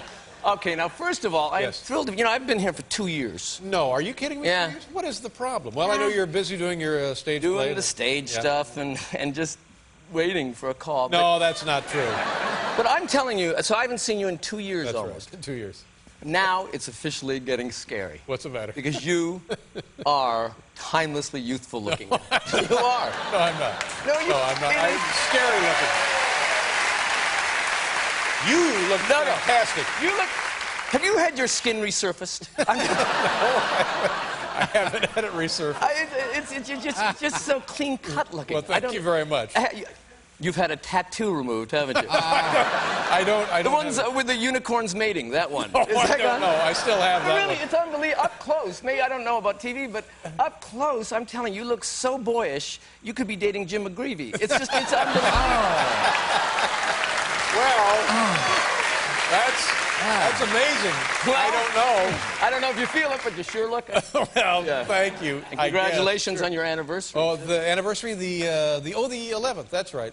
Yeah. 11 years. What can you do? This is, and by the way, it seems like 10 years you've been on. You're going to eclipse Alan Thicke at this point. And how are you? Are things good with you? What have you been doing? Tell us, bring us up to date. Now, you're Canadian. You and Paul are both Canadians. And, Yes, and it just Paul is from Thunder Bay, and I am swings in Thunder Bay, and I swung from Hamilton, Ontario, Canada. And we're right in the thick of our American presidential race. And as Canadians, do you guys, any interest in that? No, not really. No.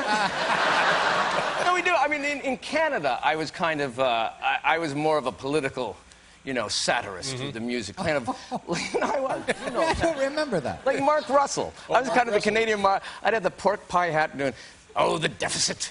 Oh, the deficit, That was very good. Doing the separatist rag. Doing those things. Must have been huge in Canada. Oh, very big. Yeah. No, I look at both candidates, and I can't get the voices for either. I can't impersonate them, for example. Bush, in my mind, when I try to do him, it comes off like Sammy Davis Jr. Really? For some reason. I wouldn't think there'd be any similarity there. There really is. Really? There really is. If you see him talking about, when it's that State of the Union address, he at one point does Sammy, and he often does Sammy. It's the way he'll say, he'll say things like, they tried to buy, the Saudi Arabians tried to buy uranium from Africa. Have you noticed that? Yeah. Now that you mention it. It's kind of, and then you could almost take, Saddam tried to buy uranium from Africa. The candy man can.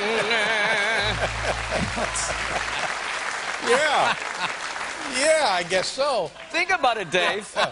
Now, who are you going to vote for? Well, I'm not really, I don't care who the president is. I'm more concerned with who the first lady will be. That's a little something for you. I see. Now, I think of you as a man about town, Mr. First Nighter, I'm social gadfly, I'm here, I'm there. I like to swing, yes, I do. And do you meet... And that's what's fun about doing this show, because I keep the car, thanks. Oh, yeah. And do you run into important people when you're out at the parties and gatherings and soirees and such? I've swung with different people, different hip people, just not long before her death, well, about a couple years. But Steve Martin and I had dinner in London with Princess Margaret. Oh. Princess Margaret of England. She's the Queen's late sister. Right. Yeah. And well, I don't know. I know you love comedy. I know you love, the history of Jack Benny and stuff like that. I don't know what you've read, and I don't know what you know. See, I appreciate the update. Yeah. So this is Queen Elizabeth. This is a story about Queen Elizabeth's sister who is now dead. Yes, it is. All right. Hence the ability to tell the story. But it's true. I was in London doing a movie, and Steve Martin was in town, and he said, we have this mutual friend who knew Princess Margaret and was going to have dinner with Princess Margaret, and did we want to come along? I don't know why you wouldn't say yes. Of course I want to come along. And it was a sushi restaurant. And we were sitting at the sushi bar, and we got there, and they seated me beside Princess Margaret, and she was chain-smoking at that point, and she'd had about 7 highballs and had switched to sake. And she was sitting and she was very exuberant, and she said to me at one point, "You remind me of a lawn-cutting boy.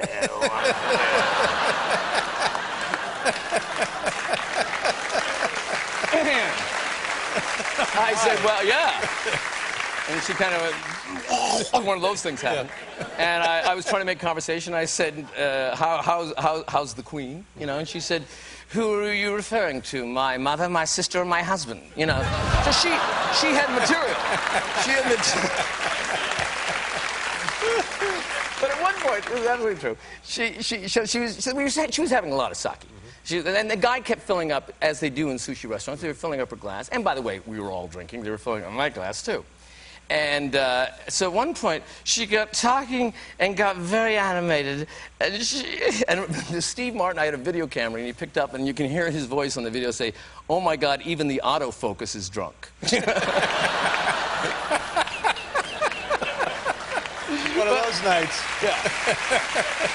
But anyway, at one point, she gets very animated. She says, you know, they wouldn't. Living in the palace was very restrictive.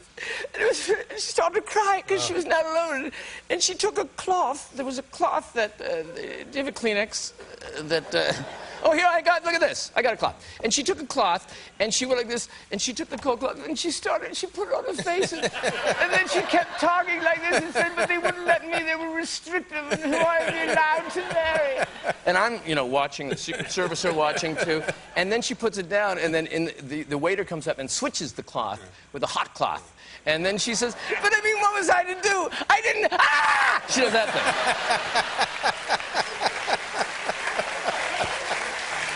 The late Princess Margaret. The late Princess Margaret. By the way, I can't believe she's gone. Yeah, all right. We'll be right back with Martin Short, everybody.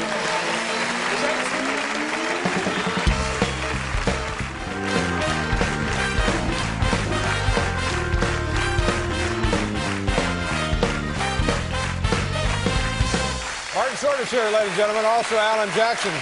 Now, tell me if I'm right about this. People were telling me that there is a one-man show starring yourself that you're bringing to Broadway. Is that true? Well, first of all, we call it Broadway.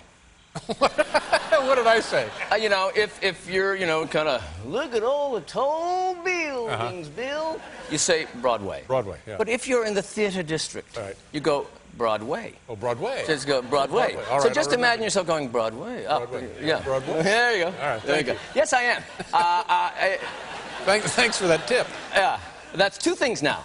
England. Yeah, that's we right. went through England. Yeah. Yes, I'm going to come into New York in a Broadway show in the fall of 1 year from today. Called If I'd Saved, I Wouldn't Be Here, it's called. We've been working on the titles. There's a series of titles. You know, one is Stroke Me Lady Fame, Martin Short on Broadway. Yeah. It's Benign. We've gone against that. You know, that doesn't seem. That doesn't seem. Let Freedom Hum. Didn't make it. And my personal favorite, Sonny Von Bulow Unplugged. But again, there you go. Again, and autobiographical. Is that what this is? I don't really know. It would be if it will feature song. Laughter and dance. I'd love you to be there opening night. Well, you know I will be. Paul and I will be there opening night. Here's what I believe in my heart. Yeah? I think I'll get a beautiful candygram from you, but I'm not convinced that you'll be there. Paul, you and I will be there. You'll be there. I will be there. No, let me go with you. This will be good for me to get out. I think so, too. I think so, too. Yeah. All right, we'll be there. It'll be filled with celebrities, you know, and you'll just fit in perfectly, because I know how you like you to mingle with other people. Now, let's talk about the Jiminy Glick movie. Jiminy Glick and Lollywood, which, yes. Lollywood. Now, you're done now? The run at Comedy Central is over? Yeah, we're finished at Comedy Central, and this film closes the Toronto Film Festival. Very kind of lovely event that they're going to throw for us. 3,000 people in the audience. Right. And it's a very odd thing, you know, because these things I actually don't like. I mean, I like to talk and make fun of celebrities, particularly if they're no longer living. That's even better. But whenever I meet even at this stage in my life, celebrities, it doesn't, it just, well, it's not, it's just doesn't, they don't seem to know me. No, or care about, I can't believe I that. swear to God, I went up to Al Pacino 2 years ago at the Golden Globes, and I went up to him, I'm in a tuxedo, and I went up and said, Mr. Pacino, I just have to tell you that I am the biggest fan of yours, and I think that your work is fantastic. And he said to me, thanks very much. I ordered a Stoli about 25 minutes ago and nothing. Could you try to check up on that? He had no idea who I was. Well, that's a little discouraging. Yeah. I said, when would I get? Mao, he says. Really? Yeah. Well, he was intense. Yeah. Now, let's talk about the film a little more. Who else is in the film? Well, the fabulous Jan Hooks. Steve Martin is in it. Yeah. Kurt Russell. These are all cameras. But Jan Hooks plays Dixie, my wife, and Elizabeth Perkins, John Michael Higgins. Yeah. It takes place at Toronto Film Festival, and I play two roles, that of Jiminy Glick and the director David Lynch. Wow. Yeah. So again, it's courting the masses. And do you ever, when I see you do that character, it reminds me a little bit of Merv Griffin. Is there a little Merv Griffin in that character? Well, you know, when Merv, yes, when he gets, But, you know, there's also a little bit of a neighbor that I had once, and also, I think John Ashcroft. And again, you know, it's back to the Sammy thing. But I think, you know, I once heard John Ashcroft on a cell phone, in an airport forum, he said, oh my God, I'm so concerned about national security. And he has this, he levels it out. Yeah. The same way you wouldn't think he was a singer. No, that's right. What's that song? The eagles Let the eagles soar. Let eagles soar. I wouldn't have predicted that. Now, when we come back, I hope, and I don't know this for a fact, but I hope you're going to do a little number for us. Well, because we are here on Broadway. Do you mind? A little something? I wasn't prepared. I guess I would if they would like. Yeah, I think so. Then I will! We'll be right Damn back. it, I will! With Martin Short.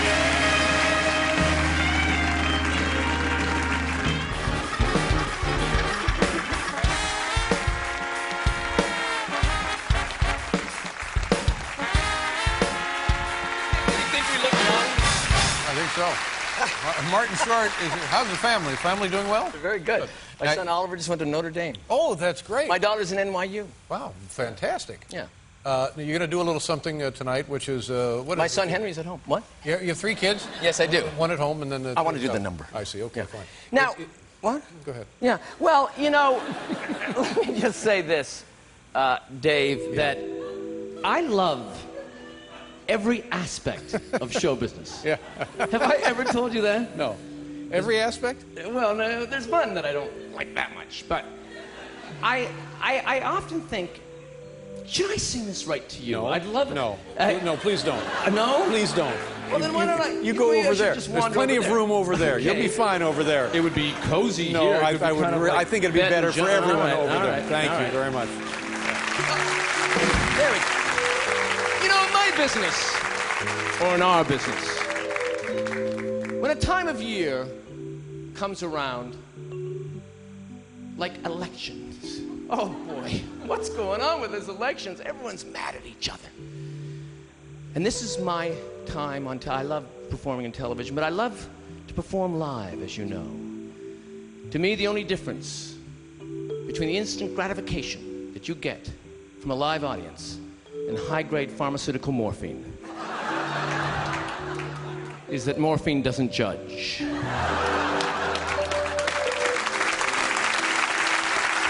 I'm going to take this opportunity while I'm on television, Paul, and while I am before a live audience, to tell something that's in my heart, okay? I'm going to come out of my heart and into your ears, and then you can do with it what you want. Because the parties have got to get together. And so this is my tribute. And by the way, I found my own buddy in crime, Marvin Hamlish, and he wasn't interested in writing it. So someone on the staff wrote it. And I'm going to do it for you, Dave. And wish me luck on the top note, Pappy. Republicans and Democrats, are so political. Worrying about the big election day instead of getting feisty. Members of both parties should get physical and forget about November. Party with the members in the voting booth. You couldn't pull my lever, take advantage of my section 527. You're bipartisan, or is that just a room? Make me moan and groan like the Bush twins' humor.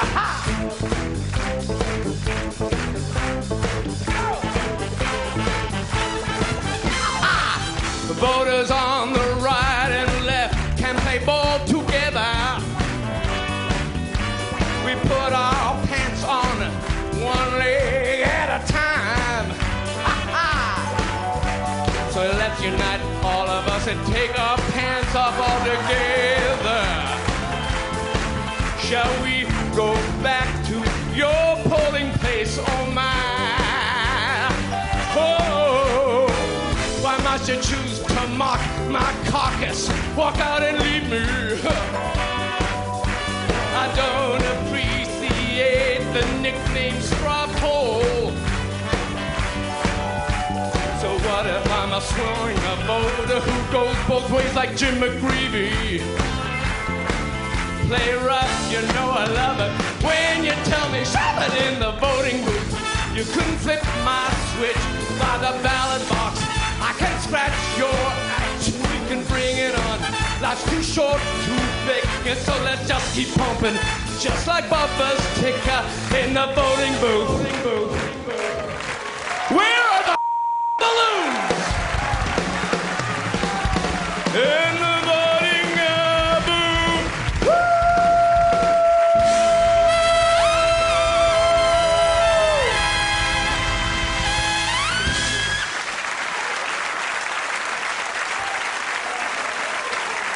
Martin Short, ladies and gentlemen, and the bipartisan dancers. Wow! Take a bow, Marty. Girls, come on. Lovely job. You all right? Nice going. Thank you. Thank you. We'll be right back, everybody, with Alan Jackson.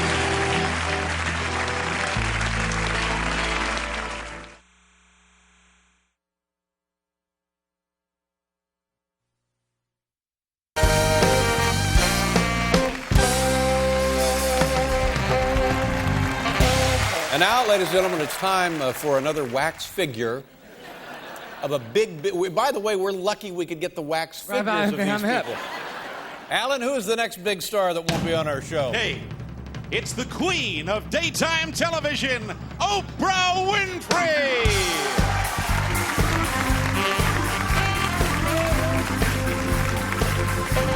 Oprah refuses to be on The Late Show because she hates Dave.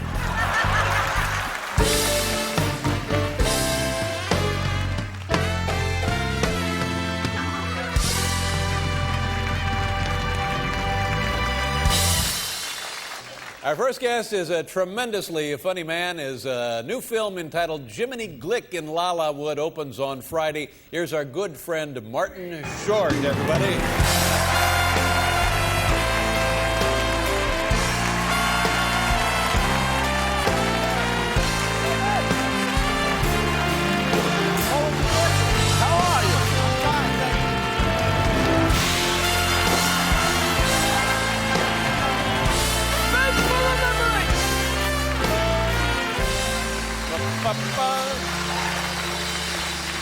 Thank you so much, Mark. Well, Good to have thank you. Oh, thank you. How are you, Dave? I'm fine. Thank you so much. Well, you are thrilling tonight. You're on the top of your game. Well, no, I don't know that that's true. You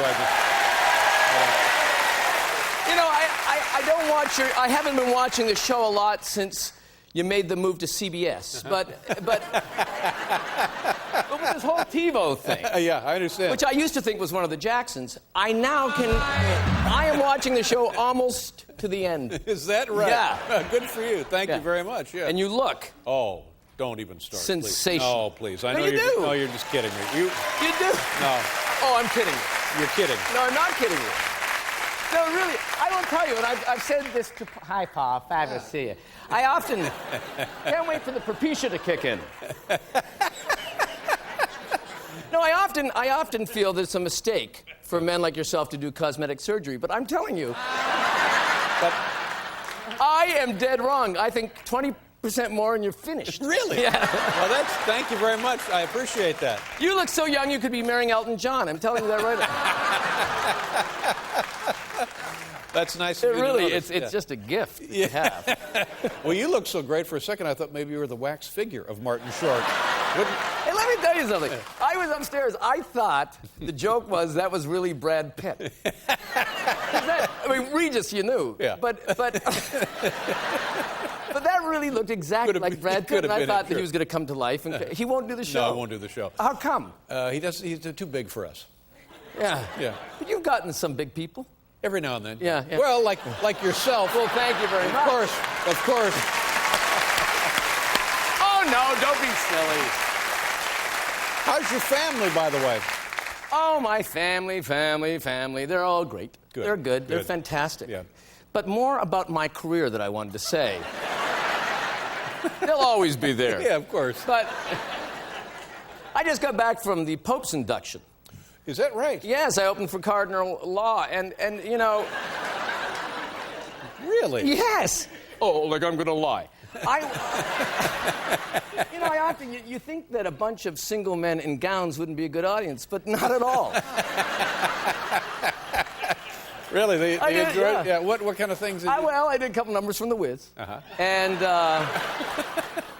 I ended with You Can Leave Your Hat On. It's just, they just loved it. Robin Williams was there. Oh, catechism, oh, like Catanantes. Oh, put the cat down, man. They loved him. You know. He just kept improvising. Yeah, it was great. Well, that's tremendous. Thank you very much. Good to be here. Now, when you meet the big stars and celebrities, do you have an immediate rapport with them? Are you comfortable meeting big stars and such? You know, now I don't care anymore. Don't care and by now. the way, they don't care about me.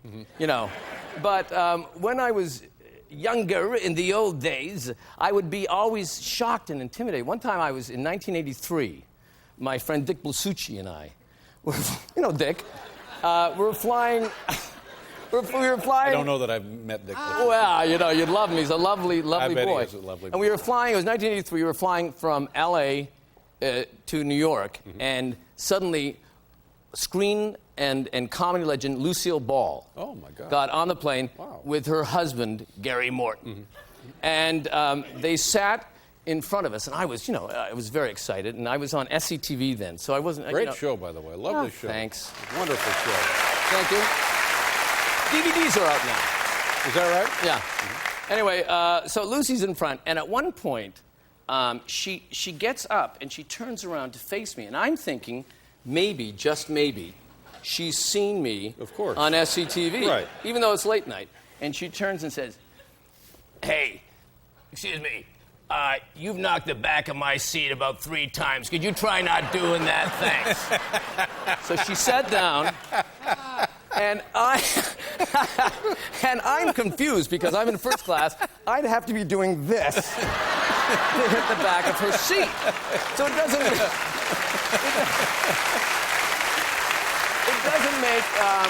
any sense. Right. So then the flight goes on, and about 10 minutes later, it's Lucy again. "Look, I've asked you once. I don't want to ask you a second time. Stop knocking the back of the seat, bub." Yeah. All right, now she goes. So then the stewardess comes up about 20 minutes later and says, "Could you two, Dick and I, mind keeping it down? We haven't been noisy." So I said in a loud voice, "That request is coming from the couple in front of us who have been difficult from the beginning of the flight." And Lucy heard this, and now she was really pissed. And she got up. She said, "Look! You kicked the back of my GD seat 7 times." And I was terrified because, you know, that's a vivid, in person, that was a vivid red. I think so, yeah. And so I was like this, and I said, I think you're a very sick lady, something like that. And she went, Gary! And then Gary turned around, and now they got Lucy and Gary looking at me like that. And I have my finger like this, and I'm shaking, scared, bad scared. And he says, "What are you pointing at, little boy?" And he lunges at me like that. Ah! Oh, my And he goes, goodness. lunges at me again. So I sat down, and now they turn around, stewardess comes up, and I'm saying, "Now take an iron down like this, like it." So now the story gets very weak. Because first class was filled, and I had no other recourse, but the stewardess said to me, "Would you two mind moving to business, and we could give you a free bottle of wine?" Oh. And I said, "We're in first class where liquor is free, so it's not that enticing." Yeah. Yeah. Oh, it doesn't really get weaker. That's a nice little... So we moved, and that was it. And, you know, I don't know. I probably, through the years, Dick has told me that actually I was loud, and he's on Lucy's side. So. Really? Yeah. Now, did you meet the woman later? I never met Lucy. Oh, No. that's too bad. I'm sorry No, to hear that. then later that night, we met John Candy and Bill Murray. And Bill Murray's Lucy and Gary, I think, were staying at the Regency. He wanted to go and harass them. So I took the high ground. I said, "No way." So I just phoned them till about 4 in the morning and hung up. Very nice. We'll be right back with Martin Short.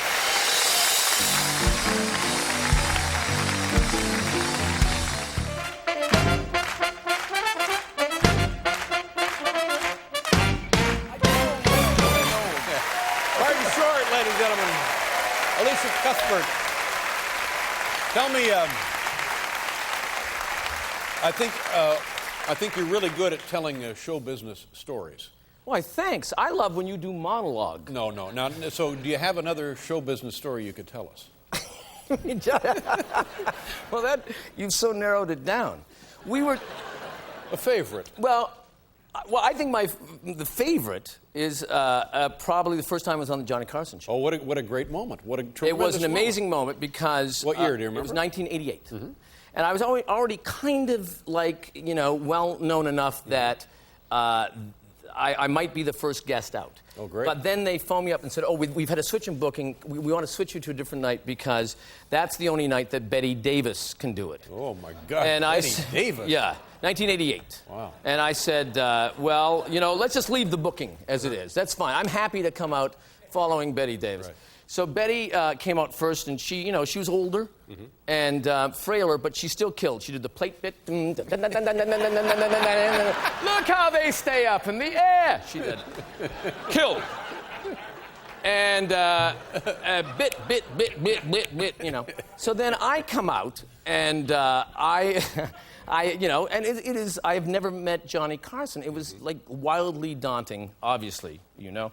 And so I meet Johnny, and there's Betty here. And as a joke, a friend of mine had made me a wager, as not thinking I would do it, that he said, "I'll give you $100 if you do Betty Davis to Betty Davis." Oh, great. Perfect. So I turn to Betty Davis and I say, "And what a pleasure to meet you."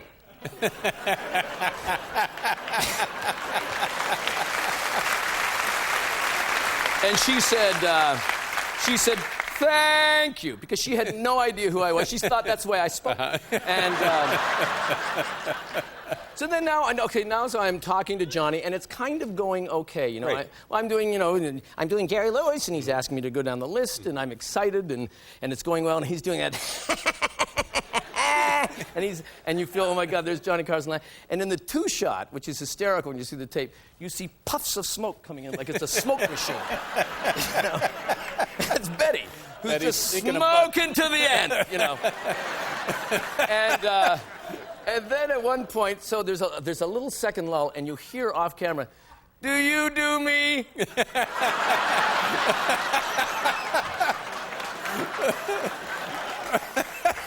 Well, I'd already done her, so I said, "Well, you're not that easy to do." And she said, "Then skip it." Bless Betty's heart. It was pretty good, though. And to get, you know, I mean, that moment when you're sitting with Johnny Carson, you actually think that he actually, you know, actually likes you and or is actually liking what you're doing. That's right. Yeah. You know. Well, I bet he did. I mean, there's no Well, reason no, I for him mean, not to have enjoyed himself. Well, I would like to think he invited me back, but I'm saying that moment as the first time you're on the Carson is maybe the biggest moment you've ever Well, experienced. that's right. And my experience was when you're actually sitting there looking at him, it's sort of like if you would run into Lincoln on the bus and you would say, I've seen you on the $5 bill all my life, and there you are on the bus. Did you know when you first went on with him, did you do stand-up and then come over? Yes, yeah. Did you know that you were doing well? Like when you were talking with him? Well, yes, I felt like I would, but it's the same impression you had. It seemed like he was very generous, so it seemed like I was doing well. Yeah, and then my wife and I went to the Ivy on Robertson and had 4 margaritas. I said I'll have another thing. I just scored in the show. Yeah, absolutely. It's a huge moment, though, isn't it? The biggest, absolutely. Let's. We talked about the film Jiminy Glick in La La Wood. Jiminy Glick in La La Wood. Yes, I was able to see most of the film today. Oh, you did? Very funny. Thank you. And I'm so dumb, I didn't realize that Jiminy Glick was married and had twins. He was a married man. I would not have guessed. He has actually 4 children: Morgan, Mason, Matthew, and Modine. And Matthew and Modine are twins. Those are the twins that I saw. Yeah, they are. They're named after the actor Matthew Modine. Because we are a big fan of the film Birdie. And he's married to the brilliant Jan Hooks, plays Dixie. Yeah, but I would not have taken him for a married man. How come? I don't know. It just. What are you trying to Seems say? like more of a bachelor. More of a bachelor. You mean like a ladies' Yes, man? maybe that's what I was going for. No. He has a sex scene in the film. Yeah, he's doing the deed with his lady. Yes. What are we going to see here? This is a scene where Jiminy Glick, he's at the Toronto Film Festival, and he meets and interviews Mr. Kurt Russell. Kurt Russell. Wow. Kurt Russell, the actor. Okay, here we go. Jiminy Glick in La La Wood opens on Friday. Tell me about Elvis Presley. Elvis? I love Elvis. Tell me about it. Opens on Friday. Friday that is. Jiminy Glick in La La Wood. Now let me ask you a question. We've shown the clip, and I'm wondering, I'm hoping now that this isn't the end. Do you have more things for us? Usually you have a song. Well, I often do have a song. I've been very, very busy the last couple of days. If you'd like me to do a song, I'm not saying I wouldn't do it. All right. Hang on. I mean, wait, is this something you'd like? Well, then... Okay. We'll do a commercial. When we come back, we'd love to hear the song. All right, well then, sure, I'll do it. We'll be right back with Mark.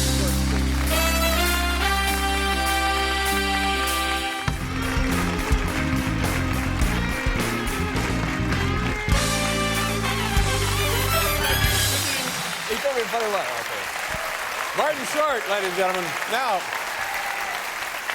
thank God, I see you have the microphone and you're ready to go. Oh! So take it away. Well, first of all, again, I don't like to force my persona on people. If you don't want me to do this song, I do not have to do this. Of course. Well, thank you, Paul. Thank you, Paul. How fabulous that you are at the piano. There he goes again. You're at it again. Yeah. You know, Dave, I love this time of year. And... What? Can I just sing it right here to you? No, please don't. No. Often you send me away, but I think one time if you'd be open... No. Just wander over? Go right over well, then I'm going to go over here. Why then. would we pay for the stage? All right, no, I get it. No, you go right over there. All That's right, where very people good. go. You know, Dave, in my business, or in our business... When the calendar denotes a passing of 3 months, we like to call it a variation of seasons. You know, it's funny about people in show business, Dave. And by the way, I include yourself. Thank you. Yeah, it's okay. Don't worry about it. We tend to love springtime. Isn't that true, Paul? Absolutely right. And when I think of the springtime, I think of 2 things. I think of allergies and the love of a lady, both of which can leave you with a terrible rash. But I digress.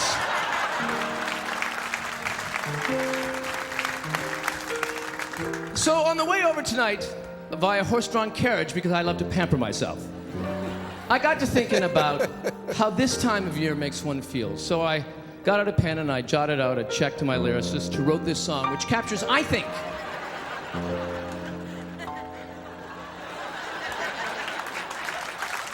precisely how I feel about a little thing I like to call spring. Paul.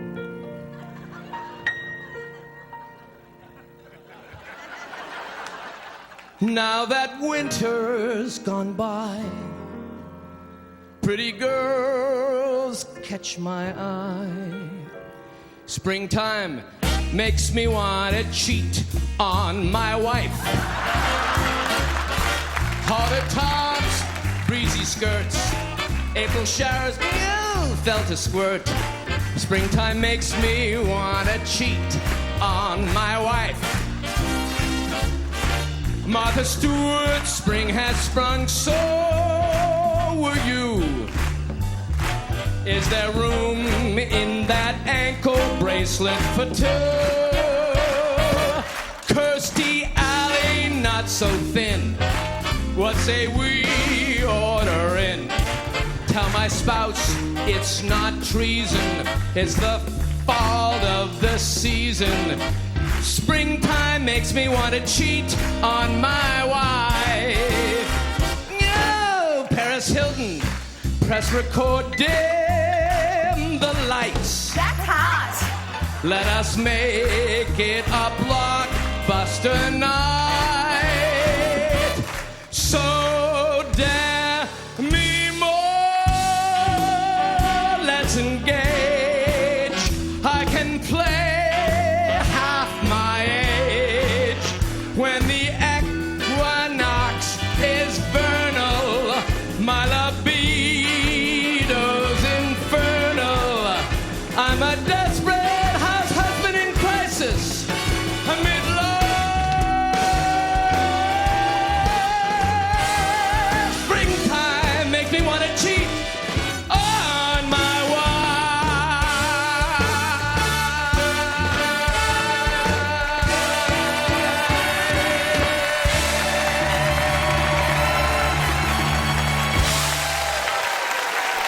Oh, my goodness.